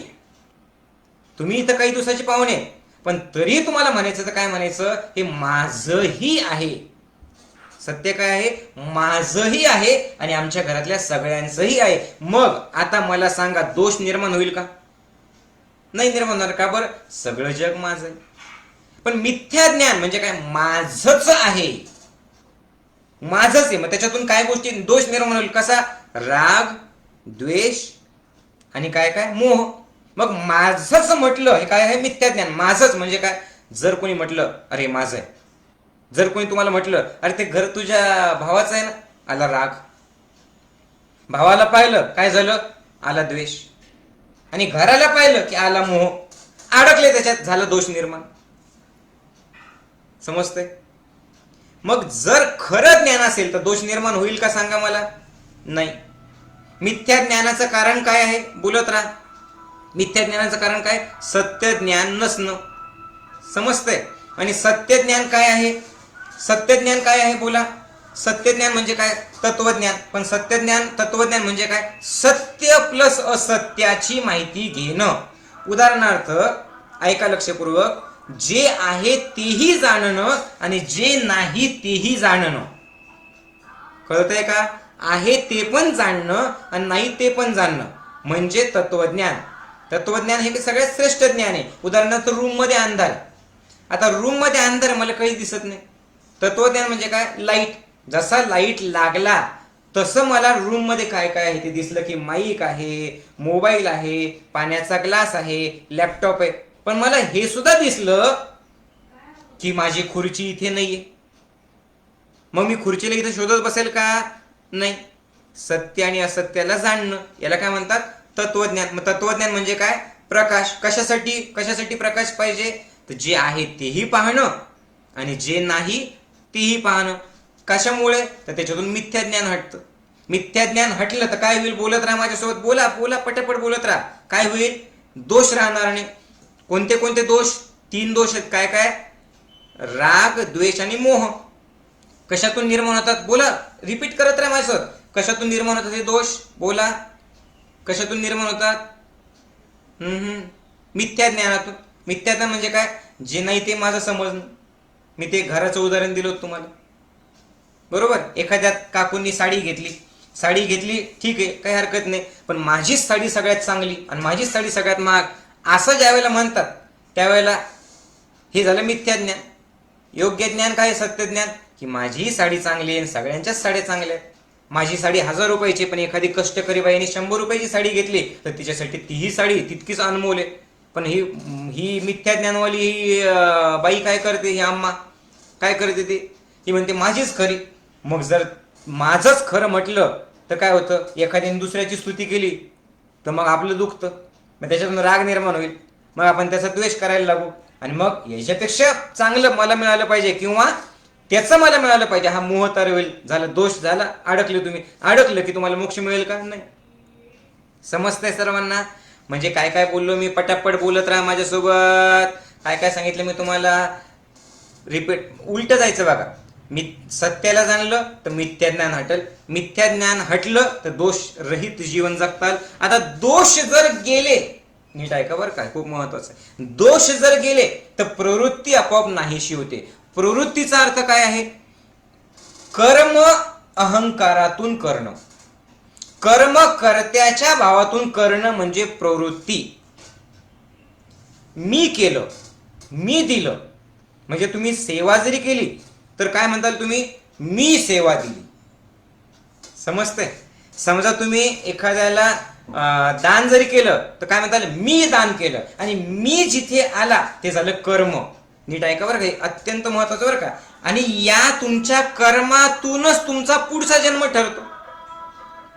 कर्मातूनच तुमचा पुढचा जन्म ठरतो. आणि कर्म म्हणजे काय, मी केलं, मी दिलं, माझ्यामुळे झालं, मी मी मी मी, फक्त मी. आता माझ्यामुळे आणि मी असं जर डोक्यात आलं तर प्रॉब्लेम येणार. समजतंय सगळ्यांना?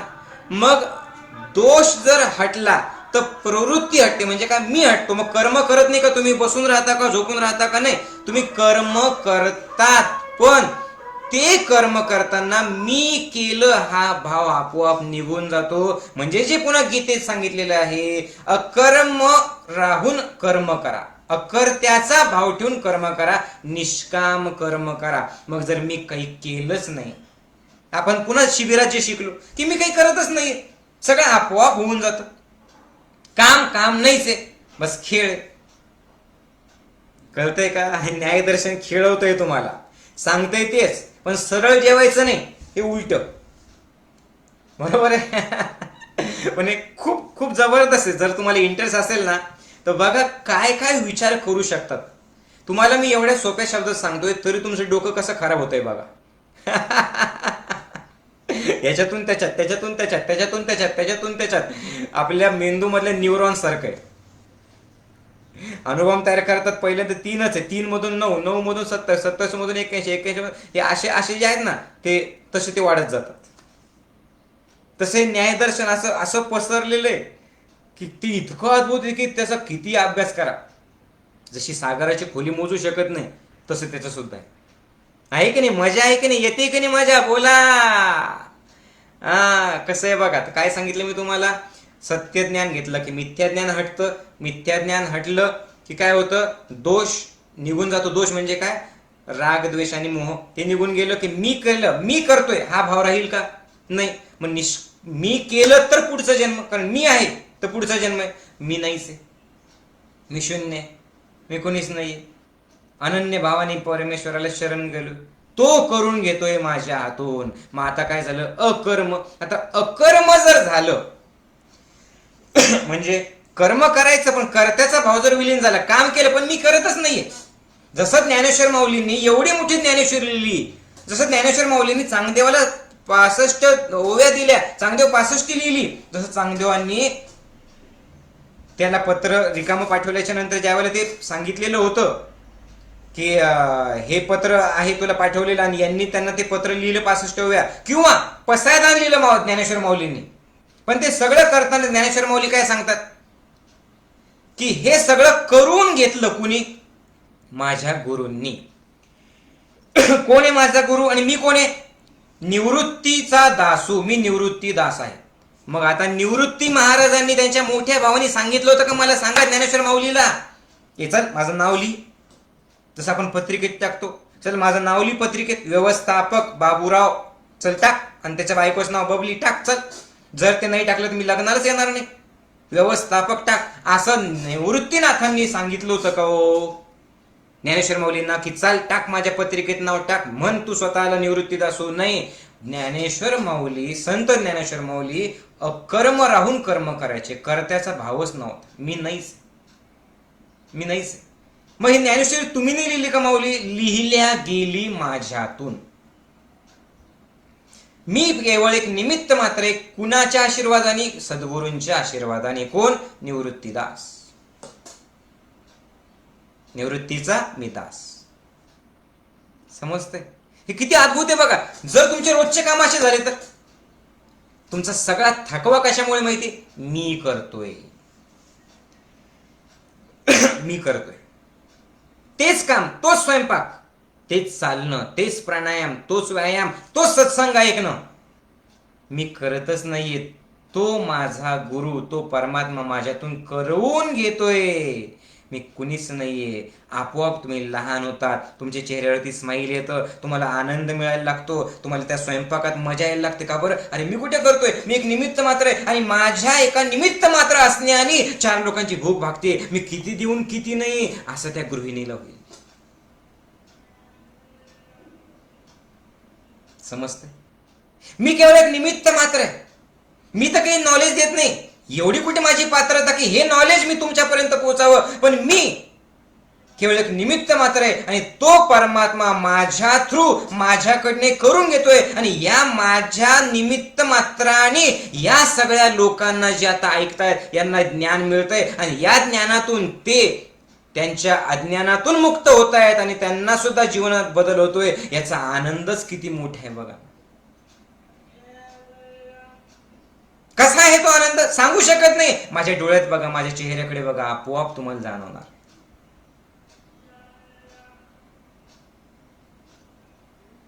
लोक मला म्हणतात, माऊली तुम्ही एवढं काम करता, 20-20 तास काम करता, तुम्ही थकत का बरं नाही? अरे थकेल कशाला? जर मी केलं तर थकेल, मी करतच नाही ना. तो करवून घेतोय. समजलं का? मी त्याला शरण आहे. सर्व धर्मान परित्यज्य मामेकम शरणम व्रज अहम त्वा सर्व पापेभ्यो मोक्षयिष्यामि मा शुचः. तुझा धर्म, तुझा मोठेपणा, तुझी जात, तुझे विचार, तुझा अहंकार, सर्व धर्मान परित्यज्य, त्याचा त्याग कर आणि मला शरण ये. शरण ये म्हणजे काय? पाय पकडून ठेव नाही. मला अनन्य भावाने शरण येऊन तुझं कर्म करत राहा. कर्म कर आणि कर्त्याचा भाव विलीन कर. सगळ्या संतांनी हेच केलं ना. मग जनाबाई गौऱ्या थापायची कुणी केल्या? कृष्णाने. नाथा घरी नाचे माझा सखा पांडुरंग, अबीर गुलाल उधळीत रंग. नाथा घरी नाचे माझा सखा पांडुरंग. मग नाथांच्या घरी पांडुरंग येत होता का? खरंच नाही. पांडुरंग तर कणाकणात आहे, पण त्यांच्या अंतरंगात पांडुरंग एवढा भरलेला होता, पांडुरंग तत्व एवढं भरलेलं होतं की त्यांच्याकडे काम करणाऱ्या माणसातही ते पांडुरंगच बघायचे, स्वतःमध्ये पांडुरंगच बघायचे, सर्वांमध्ये पांडुरंगच बघायचे. आता पांडुरंग जर सगळीकडे बघितला, कधी होईल ते? अंतरंगात पांडुरंग असल्यावर जर सगळीकडे जर बघितला तर त्याच्या रंगात रंगणार नाही का हो तुम्ही? इथं आम्ही देवाकडे सुद्धा जातो, तिथे सुद्धा देव वेगळा असतो, मी वेगळा असतो. मंदिरात गेलं तरी सुद्धा परमात्मा वेगळा, मी वेगळा. परमात्मा मूर्ती, मी वेगळा. मी जातो कशासाठी? देवा माझं चांगलं कर आणि माझ्या जाऊबाईचं वाईट कर. त्या पांडुरंगाला सुद्धा वाटतं की काढाव कमरेवरचे दोन्ही हात आणि हिला एक इकडून आणि एक इकडून द्यावी फाडकन ठेवून की अगं बाई, आम्हा ठमाव काकू, अंबाबाई, अगं इथं माझ्याकडे तरी या मंदिरात तू नको मागायला येऊ. मागण्याची गरज नाहीये. तू नुसतं ये ना भेटायला. कितीदा झालं असं की तुम्ही मंदिरात परमात्म्याला नुसतं भेटायला गेलात? आणि का जात नाही मंदिरात भेटायला परमात्म्याला? कारण मी जातोय, मी नाहीच आहे, बसतोच. जहां देखो वहां नारायण नारायण. घुसतंय. देव देव्हाऱ्यात नाही, देव नाही देवालयी. मग तिथं काय ते देवाचं प्रतीक आहे. तिथं जायचं नाही का? जायचं. पण तिथला देव, गाभारातला देव जोपर्यंत मनात दिसत नाही, मूर्तीतला देव जोपर्यंत कृतीत दिसत नाही, तोपर्यंत जीवन बदलत नाही. समजतंय का? देव मूर्तीतच राहिला तर कृतीत कधीच येत नाही, आणि मूर्तीतून बाहेरून कृतीत आला तर मुक्ती मिळते. का बरं? मी कुठे आहे? मी नाहीच आहे. I am not doing, I am in non doing. I am doing everything but I am in the state of non doing. बस ये हो रहा है, इट जस्ट हैपन.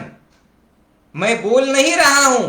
मौली आवाज तो आपका है, हाँ आवाज मेरा है, शायद वो मेरे ही शरीर से आ रहा है, पर ये शरीर कहां पे मेरा है? मैं तो उसका हूं. मीरा भाई, मैं तो उसकी हूं.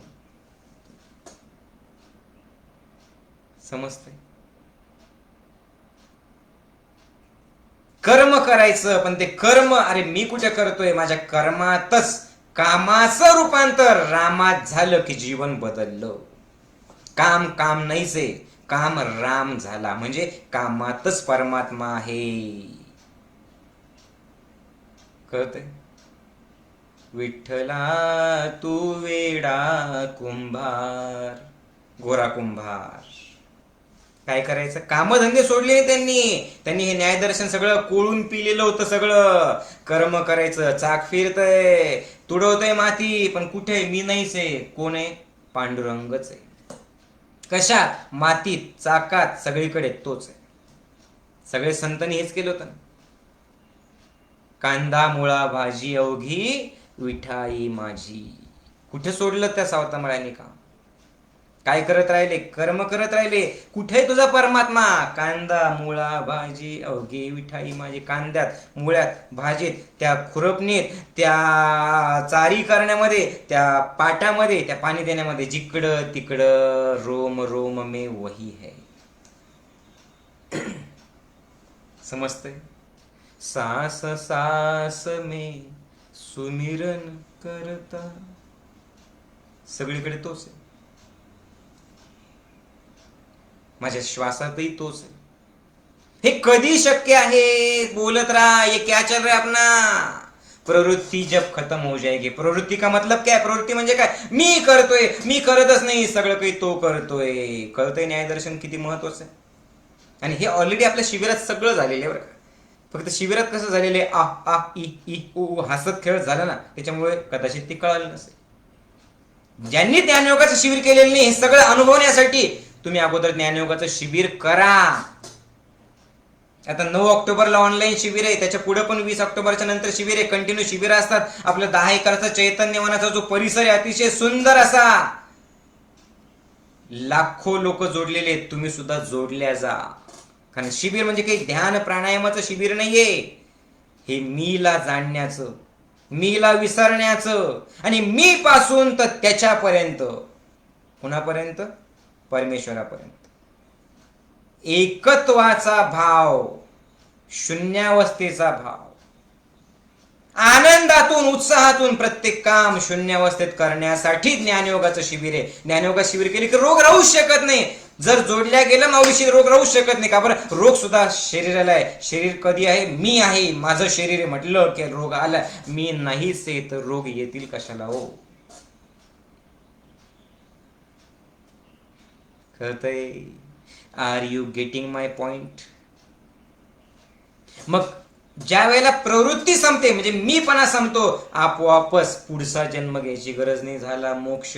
आणि जर मोक्ष मिळाला, जन्म मृत्यूच्या चक्रात जर तुम्ही अडकले नाही, तर झाली दुःखातून मुक्त. पण हे कधी घडतं? सत्य प्लस असत्याची माहिती घेतल्याच्या नंतर. कळालं सगळ्यांना?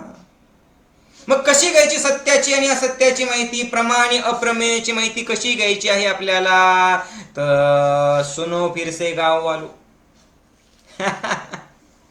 कशी घ्यायची? तर याचे 4 स्तंभ आहेत. न्यायाचे 4 स्तंभ आहेत. न्यायाचे 4 पिलर आहेत. कुठले कुठले 4 पिलर आहेत? कशाने माहिती घ्यायची? लिहा, पटापट लिहा. लिहा. प्रमाता नंबर 1. नंबर 2 लिहा. प्रमाण. नंबर 3 प्रमेय. नंबर 4 प्रमिती. लिहिलं? एकाखाली एक लिहा. त्याच्या पुढे पुन्हा लिहा. सांगतो काय काय सांगितलं मी. प्रमाता, प्रमाण, प्रमेय आणि प्रमिती हे 4 पिलर आहेत. या 4 पिलरवरती न्याय अवलंबून आहे. आता ऐका, त्याच्या पुढे लिहा. प्रमाता म्हणजे कोण? मी ऑलरेडी सांगितलेलं आहे. नोवर, जाणणारा. प्रमाता म्हणजे जाणणारा. प्रमाण म्हणजे काय? कशानी जाणायचं ते साधन. लिहा. ज्यांनी जाणायचं आहे ते साधन. कळतंय? पुरावा. कशाने जाणायचे तुम्हाला ते साधन, त्याला काय म्हणतात? प्रमाण. आता प्रमेय म्हणजे काय? कुणाला जाणायचे? पण कुणाला जाणायचं? कोणाला आहे तुम्हाला? रिपीट करतोय, ऐका. प्रमाता म्हणजे कोण? जाणणारा, मी. प्रमाण म्हणजे काय? कशाने जाणायचे ते साधन. पुण्याला जायचंय, कोणाला? मला. कशाने जायचंय? गाडीवरती. बरोबर आहे. पण जायचं कुठं? पुणे. प्रमेय कोणाला म्हणतात? कुणाला जाणायचंय? कोणाला जाणायचंय? कोणाला जायचं सांगा? 16 पदार्थांना. घुसतंय का डोक्यामध्ये? जाणायचं कोणाला आहे तुम्हाला? 16 पदार्थांना जाणायचं आहे. कुठले कुठले 16 पदार्थ आहेत? प्रमाण, प्रमेय, संशय, प्रयोजन, ते जे मी सांगितलं होतं त्यांना जाणायचं. आणि प्रमिती म्हणजे काय? ज्ञान. प्रमिती म्हणजे नॉलेज. समजतंय सगळ्यांना? आता या प्रत्येकाला जाणायचं. कशाने जाण्याचं? कशाने जाण्याचं प्रमाण. कोण आहे जाणणारा? प्रमाता. कशाने जाण्याचे? प्रमाणाने जाण्याचे. कुणाला जाण्याचे? प्रमेयाला जाणायचंय. त्याच्यातून काय मिळणार तुम्हाला? प्रमिती म्हणजे काय? ज्ञान मिळणार. समजतंय? आता या न्याय दर्शनाची, प्रत्येक दर्शनाची एक एक शैली. तशी न्याय दर्शनाची शैली काय? जसं योग सूत्रामध्ये, योग दर्शनामध्ये पतंजलींची शैली काय? बोलणं बंद कर, चल अष्टांग योग कर, यम नियम आसन प्राणायाम प्रत्याहार धारणा ध्यान समाधी हे कर, सब अपने आप हो जाएगा. सांख्य दर्शनात काय सांगितलं त्यांनी? सांख्य दर्शनाची शैली काय? पुरुषाला आणि प्रकृतीला जाण. तसं याची शैली काय? गौतम ऋषींची न्याय दर्शनाची, त्यांचे 3 गोष्टी आहेत. काय काय? उद्देश, लक्षण आणि परीक्षण हे सांगून ज्ञान मिळवणं. काय काय? उद्देश, लक्षण आणि परीक्षण हे सांगून याचा अभ्यास करून ज्ञान मिळवणं. म्हणजे काय? ऐका, मला दुकानात जायचं आहे. ऐका, समजून घ्या, मला दुकानात जायचंय. पण उद्देश काय जाण्याचा? तर मला पीठ आणायचंय, गव्हाचं पीठ आणायचंय. लक्षात येते? हा काय आहे? उद्देश. लक्षण म्हणजे काय? जेव्हा मी दुकानात जाईल तेव्हा मी बघेल, एक आहे पिठाचं एक बॅग, दुसरी आहे मिठाची बॅग. आता मी बघेल पीठ आणि मीठ याच्यात फरक काय, याला काय म्हणतात? लक्षण. कळतंय? लक्षण चेक करेल मी. ज्ञान घेण्यासाठी हे सगळं आवश्यक आहे ना. पीठ आणायचं आहे मला, उद्देश माझा काय? पीठ आणणं. पण मला तर कुठे माहिती आहे पीठ आहे का मीठ आहे? मग पिठाची पण आहे आणि मिठाची पण पुढे येते, तर बरोबर, पीठ पण ठेवलेलं आहे, मीठ पण ठेवलेलं आहे. मग मी याच्यातला फरक बघेल, लक्षण बघेल. लक्षण, याच्यात काय फरक आहे, या दोघांमध्ये काय फरक आहे? आता मला काय माहिती आहे की हे पीठ असं असतं आणि मीठ खारट असतं, बरोबर आहे. मग ते लक्षण बघितल्याच्या नंतर मग मी दुकानदाराला विचारेल की हे तेच आहे ना जे मी समजतोय पीठ? मग तो काय म्हणेल? हो, हे तेच आहे. मग मी काय करेल? ते घेईल, बघेल चव खारट आहे का? नाही. हा, बरोबर आहे, मी पहिले घेतली तशी चव आहे का? राईट. मग आता मी काय केलं? याचं परीक्षण केलं आणि योग्य तेच आणलं. कळतंय का? योग्य तेच आणलं. कशातून आणलं? 3 गोष्टींमधून ज्ञान मिळवलं. काय काय सांगा मला, रिपीट करा. एक उद्देश, दुसरं काय आहे? लक्षण, आणि तिसरं काय आहे? परीक्षण. समजतंय? मी प्राणी संग्रहालयात गेलो. उद्देश काय होता? की माझ्या लेकरांना मला दाखवायचे वेगवेगळे प्राणी. मग आता मी त्याला सांगितलं की बघ रे बाबा, ते जे आहे ना ते मोर आहे. आता तिथं मोराच्या ठिकाणी मी अगोदर काय केलं? उद्देश लेकरांना घेऊन गेलो, काय? मोर दाखवायचा होता. पण त्याच्यानंतर तिथं मोर पण होते आणि लांडोर पण होते. मग मी काय केलं? लक्षण, की मोर आणि लांडोरात फरक काय आहे? तर लांडोरच्या पाठीमागे जो असतो तो मोर. पहा ना, पोरं काय हसू लागले, तरुण पोरं. पंढरी गुरुजी जास्त हसू नका बर का. हा, काय झालं सूर्यवान गुरुजी? हा, तर मोराला पिसारा आहे आणि लांडोरला पिसारा नाहीये. कळतंय? की लांडोरला खुश करण्यासाठी मोर पिसारा फुलवतो. म्हणजे आता काय केलं आपण? लक्षण. आणि जो माहितगार माणूस आहे त्याला माहिती घेतली आणि माझ्या अनुभवातून माहिती घेतली आणि त्याचं परीक्षण केलं आणि मग लेकराला सांगितलं की हा आहे मोर. आणि मोराचं ऐकलं की सूर्यवान गुरुजींच्या मनातला मोराचा पिसारा कसा होतो? असा फुलतो. कारण ते काय म्हणतात? बाई बाई मन मोराचा कसा पिसारा फुलला. कोणाला पाहिल्यावर? त्यांच्या तिला. कळतंय का सगळ्यांना? मग न्याय दर्शनाची रचना कशासाठी? एवढं डोकं पत्थर फोड कशासाठी करायचे डोकेफोडी? तर दैनंदिन व्यवहारातल्या छोट्या छोट्या गोष्टींचा उद्देश, छोट्या छोट्या गोष्टी, छोट्या छोट्या वस्तू जे काही तुम्ही करतात त्याचं लक्षण आणि परीक्षण करायचं. कशासाठी? तर त्या छोट्या छोट्या गोष्टींमध्ये अडकू नये. छोट्या छोट्या गोष्टी तुम्ही अडकणार नाही, तुम्ही योग्य माहिती घेताल.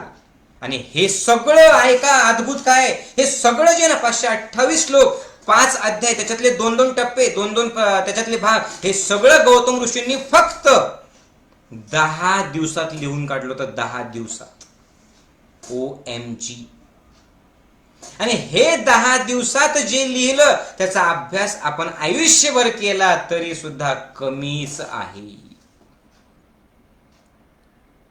विचार करा त्यांची प्रज्ञा कशी असेल, विचार करा ते किती अद्भुत असेल त्यांचं सगळं जीवन. समजतंय सगळ्यांना? मग प्रमाण जे आहे, प्रमाणात काय आहे, म्हणजे प्रमा आणि अप्रमेय. तर प्रमा आणि अप्रमा. प्रमा म्हणजे काय, सत्य ज्ञान. अप्रमा म्हणजे काय, ऐका. प्रमाचं लक्षण आहे, प्रमा म्हणजे काय, ऐका, लिहून घ्या.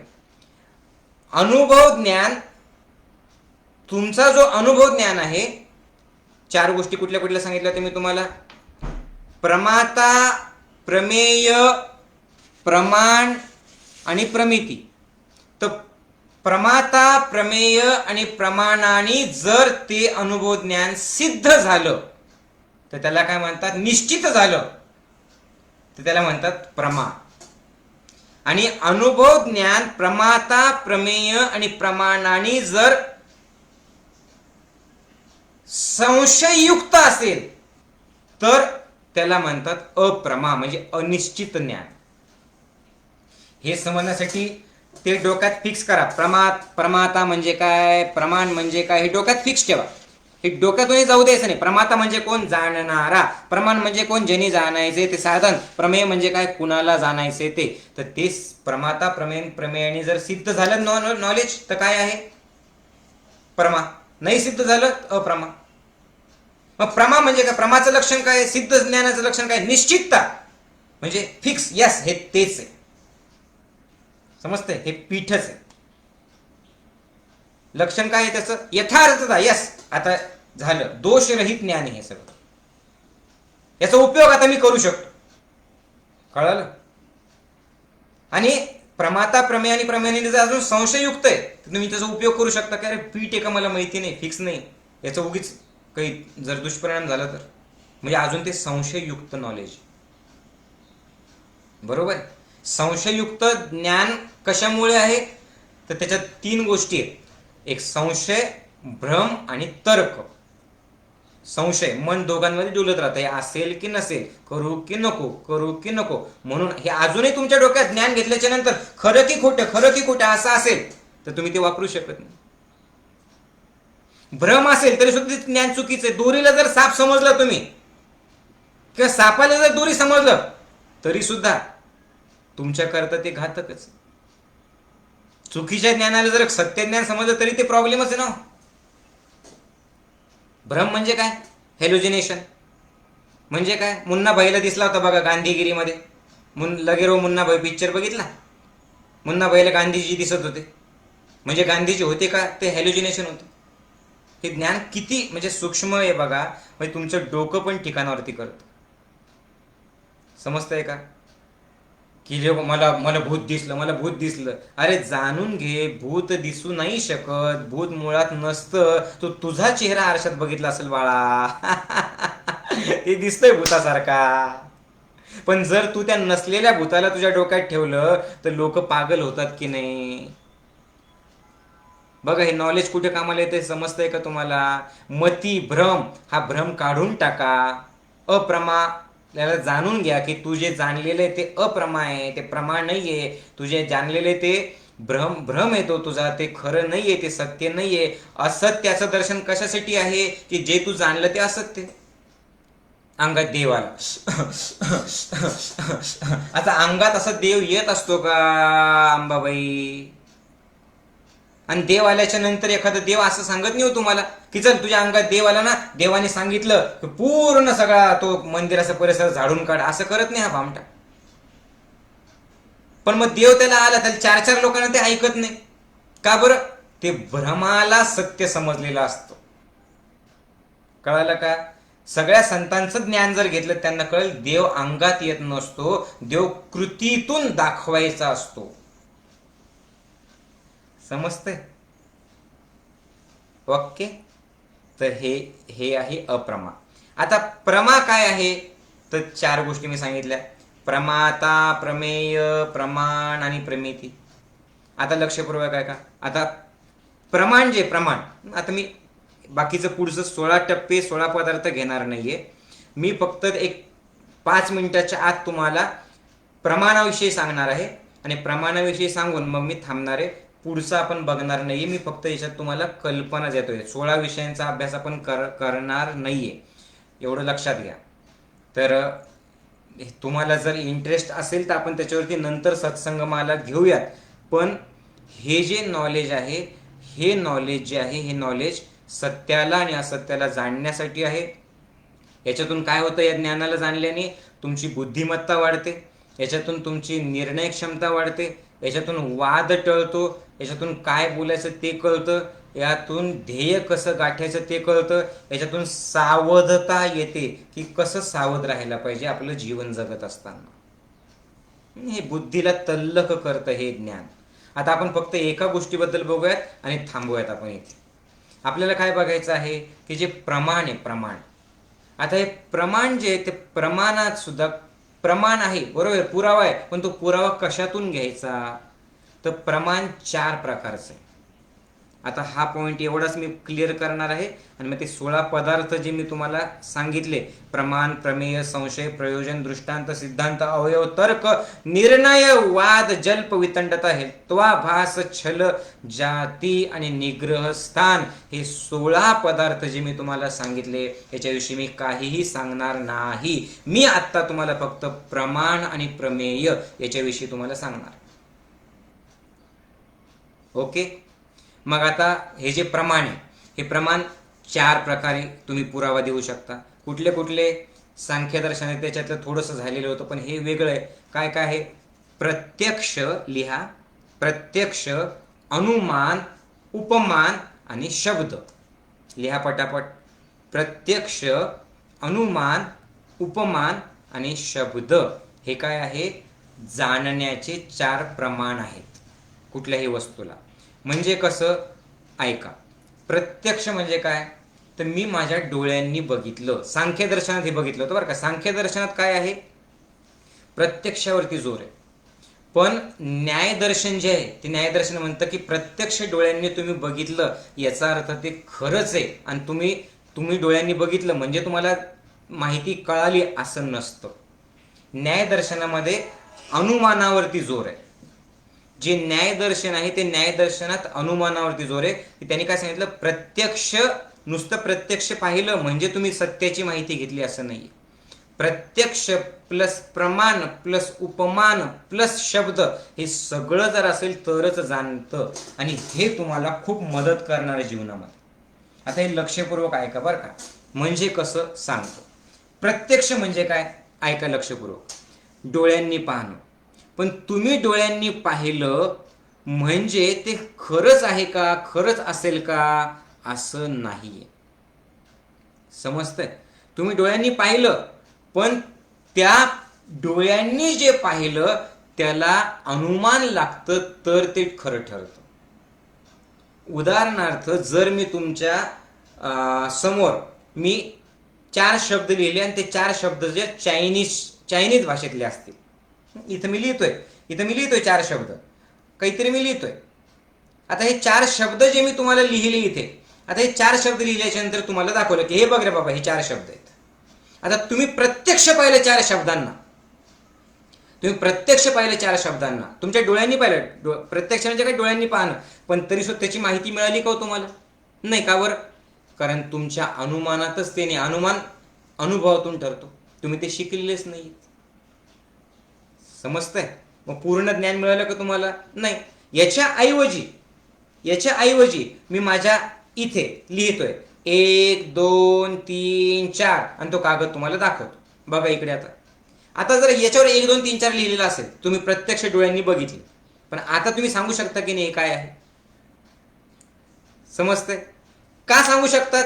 कारण तुम्ही काय केलं, 1 2 3 4 याचा अगोदर अनुभव घेतलेला आहे आणि मग तुम्ही अनुमान करताय की 1 2 3 4. अनुमान म्हणजे काय? अंदाज घेतला की हे जे लिहिलेलं नाही मराठी भाषेतलं आहे.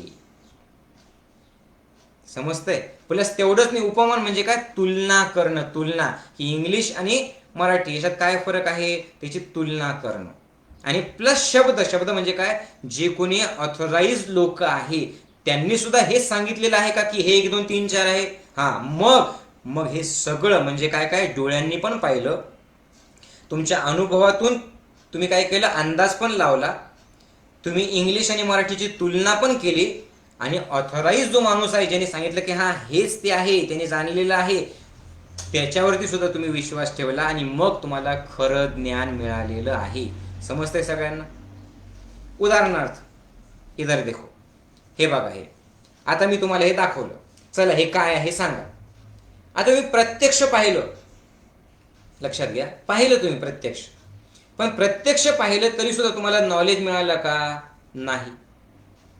आता ज्याला कंगवा कसा असतो, कंगवा फक्त असा असतो, तो माहिती आपल्याला नेहमी, जसं टिपिकल कंगवा, त्याला नाही माहिती. मग प्रत्यक्ष तर पाहिलं ना, पण हे कसं कळणार? समजतंय का? त्याला नाही माहिती हा कंगवा आहे म्हणून.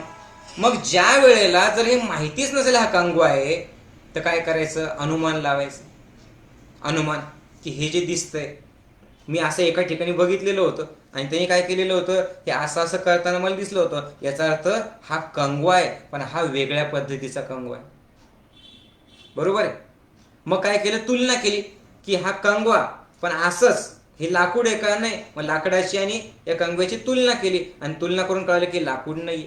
मग काय केलं, जाणकाराकडे गेले आणि त्याला विचारलं की रे बाबा, ठीक आहे, तुझ्या केस नाही म्हणून तू केस तरी पण विचारतो लोकांसमोर. इकडचे इकडे घेतो, तू कशाने घेतो, याने घेतो, मग काय रे बाळा? मग ते काय सांगेल, अरे हा कंगवा आहे, कंगवा. मग तुम्हाला कळलं हा कंगवा आहे. कळतंय का? पूर्ण नॉलेज कशातून मिळतं? प्रत्यक्ष, अनुमान, उपमान आणि शब्द यांनी पूर्ण ज्ञान कळतं. प्रत्यक्ष म्हणजे काय, डोळ्यांनी बघणं.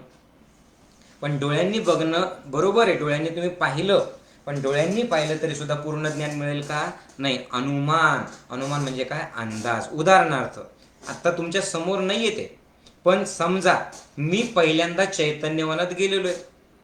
आता चैतन्यवनात मी जर नेहमीच जात असेल, तर आता समजा मी नोव्हेंबर महिन्यात बघतोय किंवा ऑक्टोबरमध्ये बघतोय.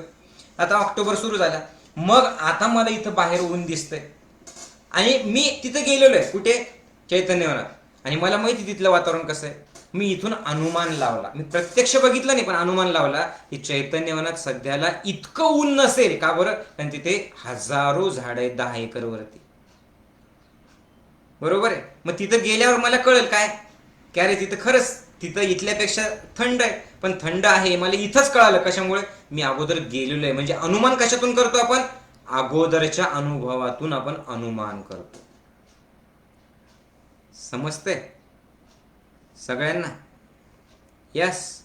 त्याच्यानंतर पुढं काय आहे, हे जे ज्ञान मिळतं ना, हे जे प्रत्यक्ष आहे ना, लक्षपूर्वक आहे का, हे प्रत्यक्ष सुद्धा डोळ्यांनी पाहणं सुद्धा 2 प्रकारचं आहे. एक काय आहे, निर्विकल्प प्रत्यक्ष, आणि दुसरं काय आहे, सविकल्प प्रत्यक्ष.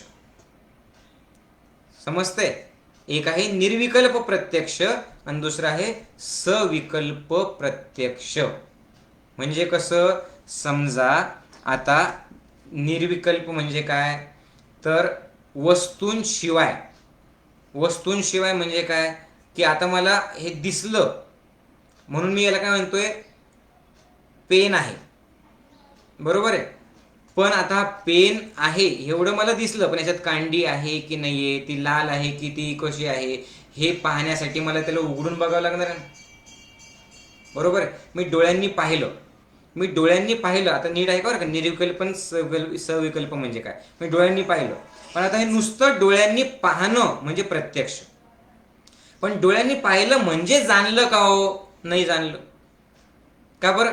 कारण जर माझ्या चित्तात नसेलच की हे पेन आहे, तर मला असं दिसलं की निळं काहीतरी आहे. मग मी काय करेल, चित्तात जाईल, अनुमान आणि अंदाज घेईल, आणि मग त्याच्यावरतून ठरवेल की हा हे प्रेम आहे. म्हणजे अगोदर जर अनुभव नसेल, अगोदर तुमच्या शब्द तुम्हाला त्याची माहिती नसेल, तर प्रत्यक्ष बघून सुद्धा तुम्ही हे सांगू शकणार नाही की पेन आहे की काय. समजतंय का? जर तुम्हाला अंदाज नसेल तर तुम्ही सांगू शकणार नाही की पेन आहे की काय आहे. तुम्हाला तुमच्यासाठी ते नुसती एक वस्तू आहे. याला काय म्हणतात, निर्विकल्प. मला माहितीच नाही. आणि सविकल्प म्हणजे काय, तुम्हाला अगोदर ज्ञान आहे आणि तुम्हाला हे माहिती आहे, तुम्ही लिहिलेलं आहे, तुम्ही जाणलेलं आहे, आता तुम्ही सांगू शकता यस हा पेनच आहे. समजतंय? प्रत्यक्ष प्लस अनुमान. कळतंय का? उदाहरणार्थ आपला बाबूला पाहिजे होतं साखर. आता साखर पाहिजे होती, तर बाबूने बाबूच्या बायकोला विचारलं की अगं बाई साखर कुठे? बाबूची बायको काय म्हणाली, जा किचनमध्ये, आणि किचनमध्ये समोरच जो स्टीलचा डबा ठेवलेला ना त्याच्यामध्ये साखर. बाबूने सगळं शोधलं, त्याला स्टीलचे डबे दिसले पण साखर काही सापडलीच नाही. साखर त्याला काही भेटलीच नाही.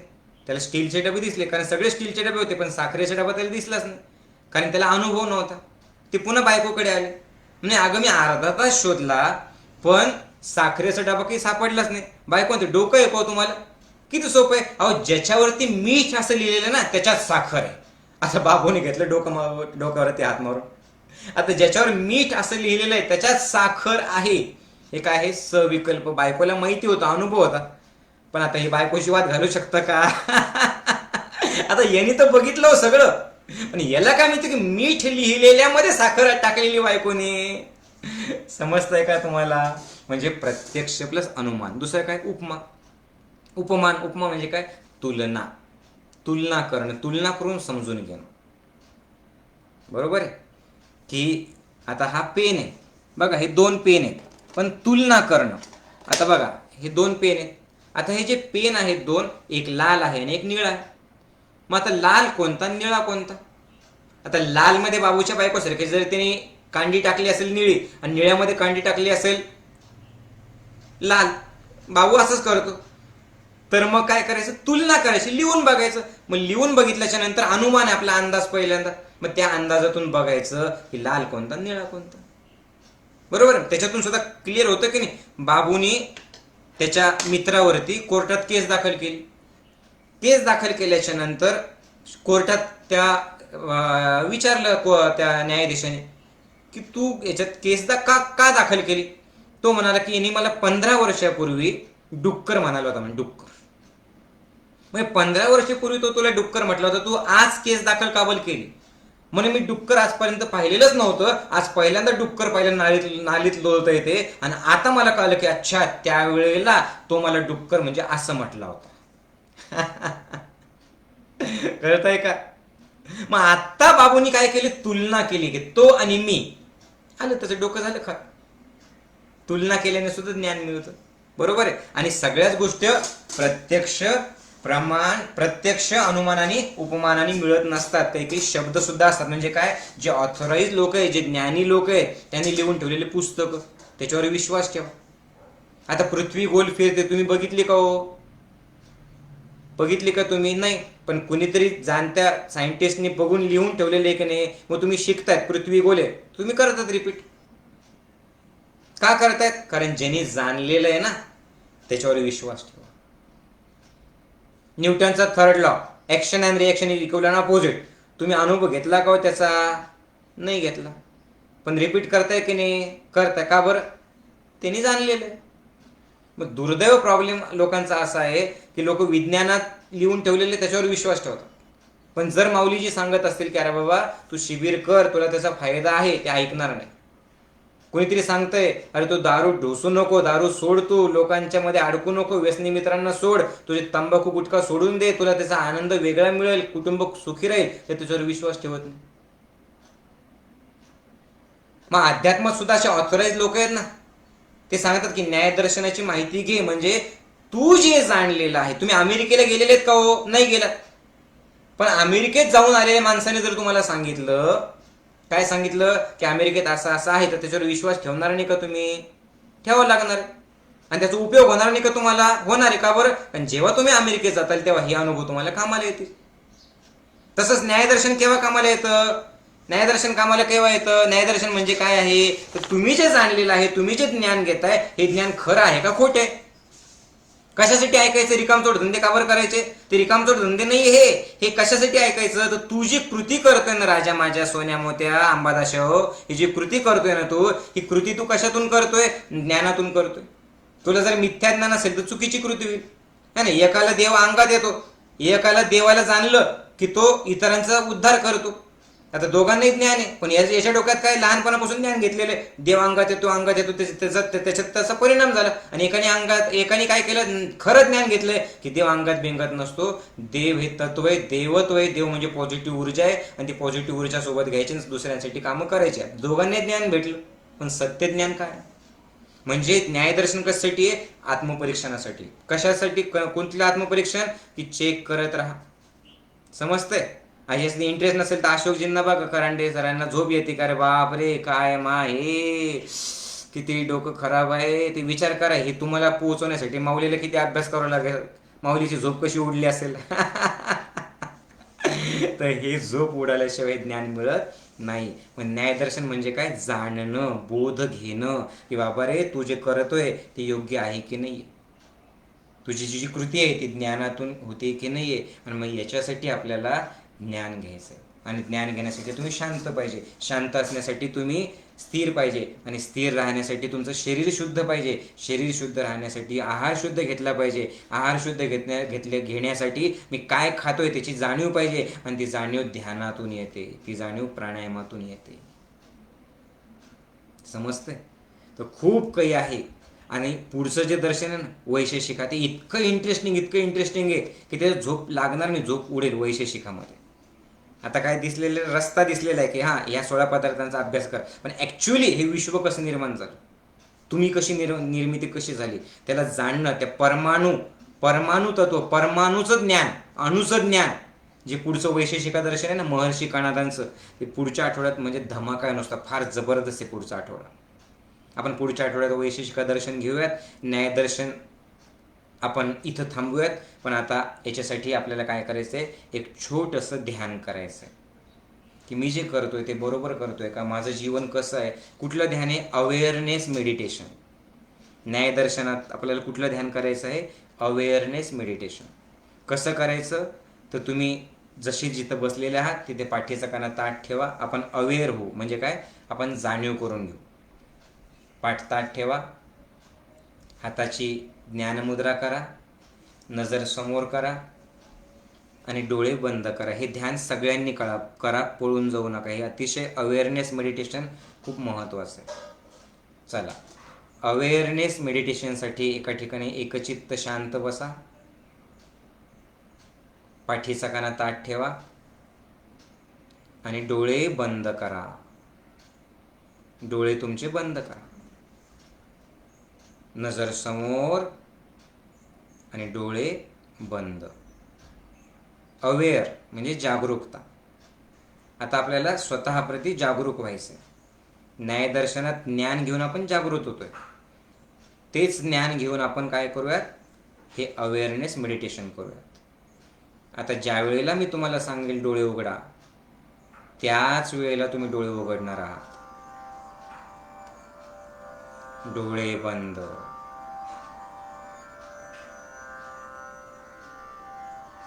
अवेअर राहा, ज्ञान घ्या. कशातून ज्ञान घेताय तुम्ही? प्रत्यक्ष, अनुमान, उपमान आणि शब्द. डोळे करा बंद. ज्या वेळेला मी सांगेल त्याच वेळेला डोळे उघडायचे. प्रत्यक्ष अनुभव घ्या. डोळे बंद ठेवून तुमच्या शरीराच्या एकेका भागाला शिथिल करा. बंद डोळ्याच्या समोर तो एक एक भाग आणा. तुमच्या पायाचे अंगठे आणि त्याच्या शेजारचे 4 बोट हलवू नका. तुम्ही शरीर स्थिर ठेवलेलं आहे. फक्त मनाने सांगा की ते शिथिल झालंय, ते रिलॅक्स झालंय. प्रत्यक्ष अनुभव घ्या, या शब्दांचा अनुभव घ्या. आणि मनाने तुमचा तळपाय, तुमच्या टाचा आणि तुमचे घोटे म्हणा, मनातल्या मनात प्रत्यक्ष की ते शिथिल झाले, तिथला ताण निघून गेलाय, ते रिलॅक्स झालेलं आहे.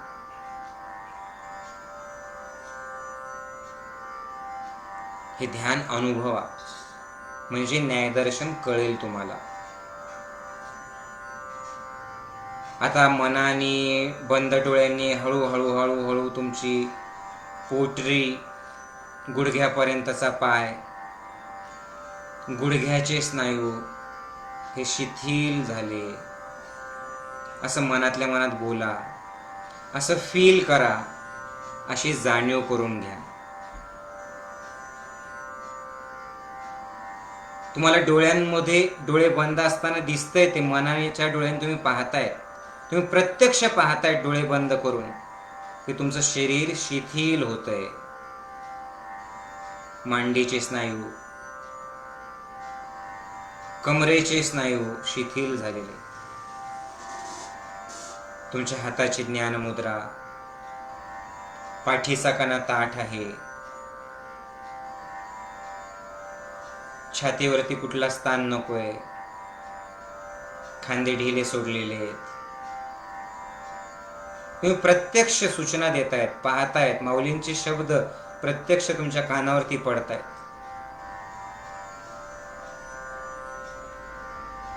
श्वास येतोय जातोय, जाणीवपूर्वक या श्वासाला बघा, अनुभव घ्या या श्वासाचा, जो अव्याहतपणे सुरू आहे. श्वास मध्ये येतोय, बाहेर जातोय, येतोय जातोय, येतोय जातोय. करायचं काही नाही, शरीर हलवायचं नाही, अनुभव घ्यायचा आहे आपल्याला.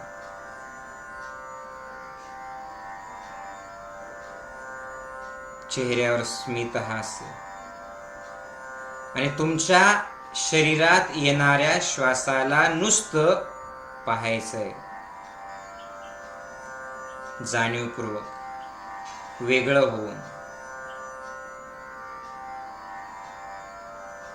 प्रवृत्तीतून निवृत्त होऊन श्वासाला बघा, म्हणजे मी श्वास घेतोय हा भावच काढून टाका. सत्य तर हे आहे की श्वास तुम्ही घेत नाहीये, तो आपोआप येतोय आणि जातोय, आपोआप येतोय आणि जातोय.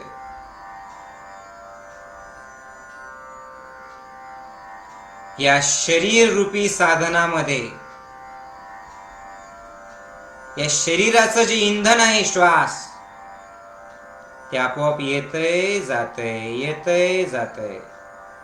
तुम्ही या साधनापासून वेगळे व्हा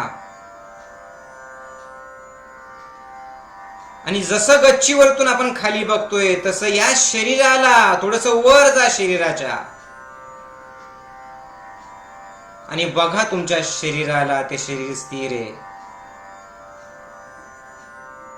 त्या शरीराचे डोळे बंद आहेत, त्या चेहऱ्यावर स्माईल आहे, त्या शरीरात श्वास येतोय आणि जातोय. तुम्ही आपलं वेगळं होऊन त्या श्वासाला बघत आहात, आपोआप येणाऱ्या आणि जाणाऱ्या श्वासाला बघत आहात, नुसतं बघत राहा.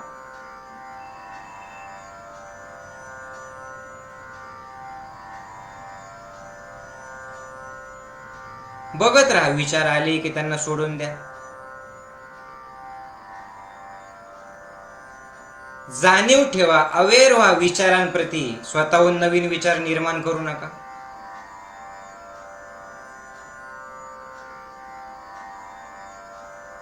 जागरूक राहा. तुम्ही कुठल्या विचाराला पकडलाय का बघा, सत्य बघा. पकडला असेल सोडून द्या. सत्य तर हे आहे की तुम्ही विचारांपासून वेगळे आहेत. विचार आणि तुम्ही वेगवेगळे आहात. या सत्याला जाणणं म्हणजे न्याय. मग लगेच अप्लाय करा. विचार आले की जाऊ द्या. विचारांमध्ये अडकू नका. सत्याला जाणा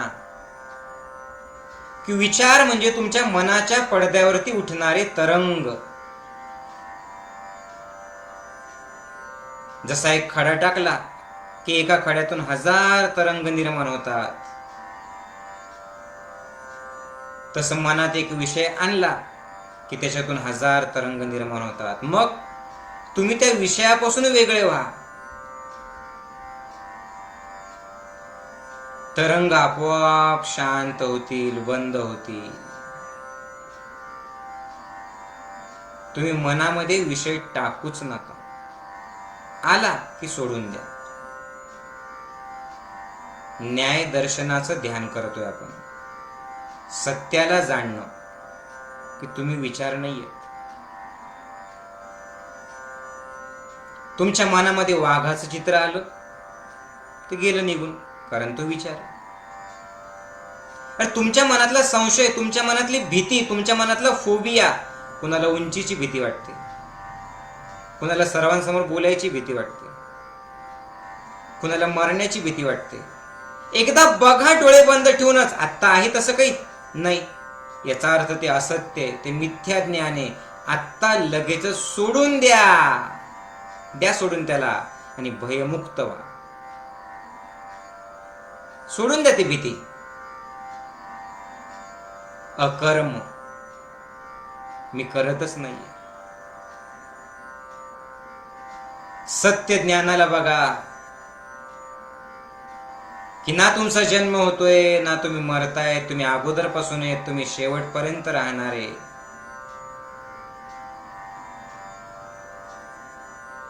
तुम्ही आत्मा आहेत. ध्यान म्हणजे आत्म्याचं परमात्म्याशी मिलन होणं. ध्यान म्हणजे मी शरीर आहे या असत्याकडनं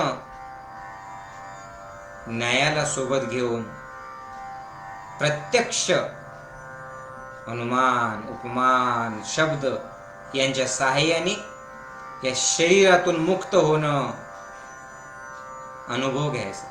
मी शरीर नाहीये, फील करा. माझं शरीर नाहीये, फील करा. मी तर तो द्रष्टा आहे.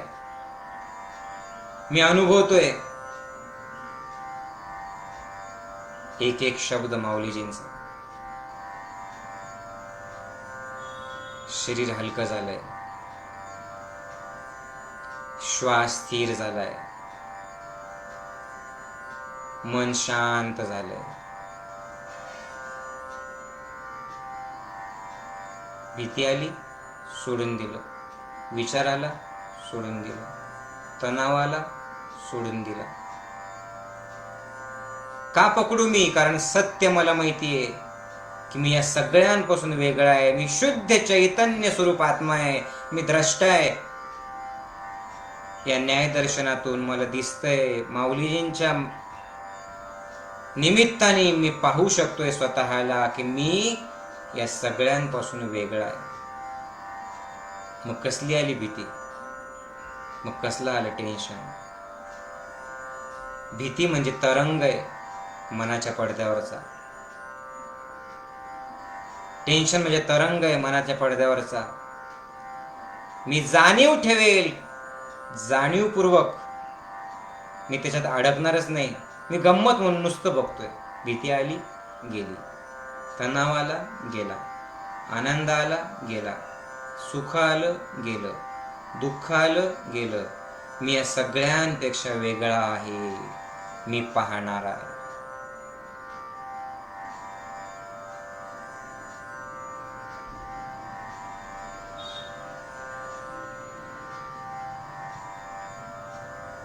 शांत, पूर्ण शांत रहा. शून्यावस्थेचा अनुभव घ्या.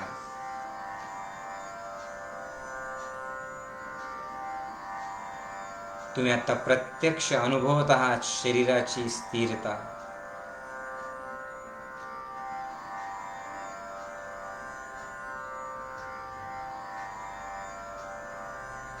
विचारांची शून्यावस्था.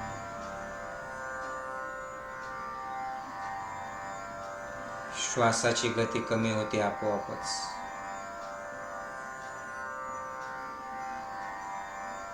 मी शरीरापासून वेगळा आहे याची अनुभूती येते. मी तर पाहतोय.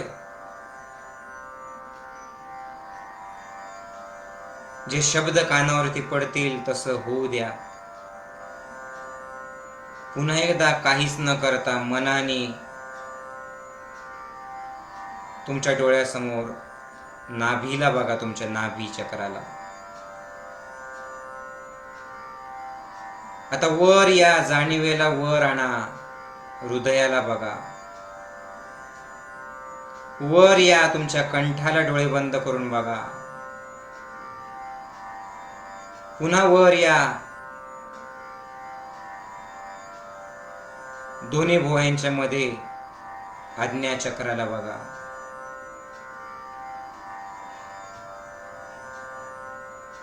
तिथे जाणवतं, जसं तिथे पाहिलं तसं काहीतरी कंपन जाणवतात.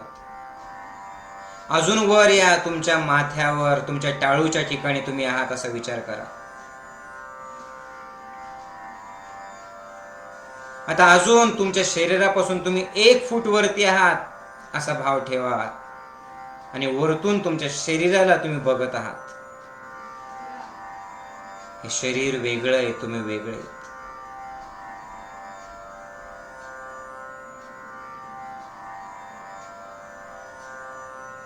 विचार वेगळे आहेत आणि विचारांपासून तुम्ही वेगळे आहेत.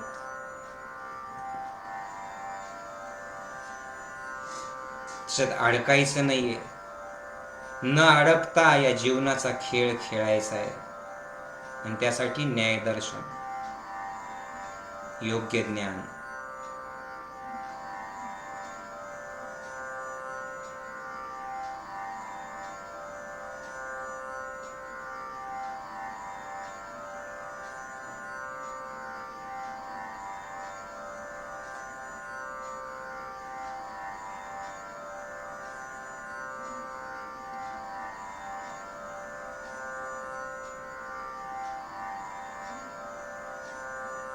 तुम्ही वेगळे आहात.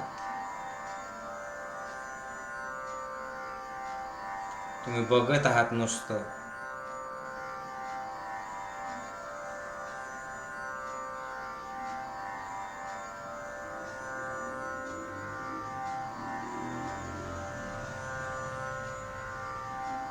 जागृत राहा. एक संपूर्ण श्वास घ्या, सोडा. पुन्हा एक श्वास घ्या, संपूर्ण सोडा.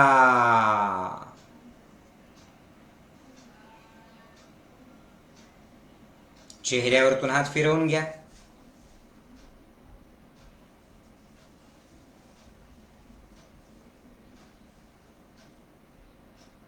डोळे उघडा. स्मित हास्य तसंच ठेवा.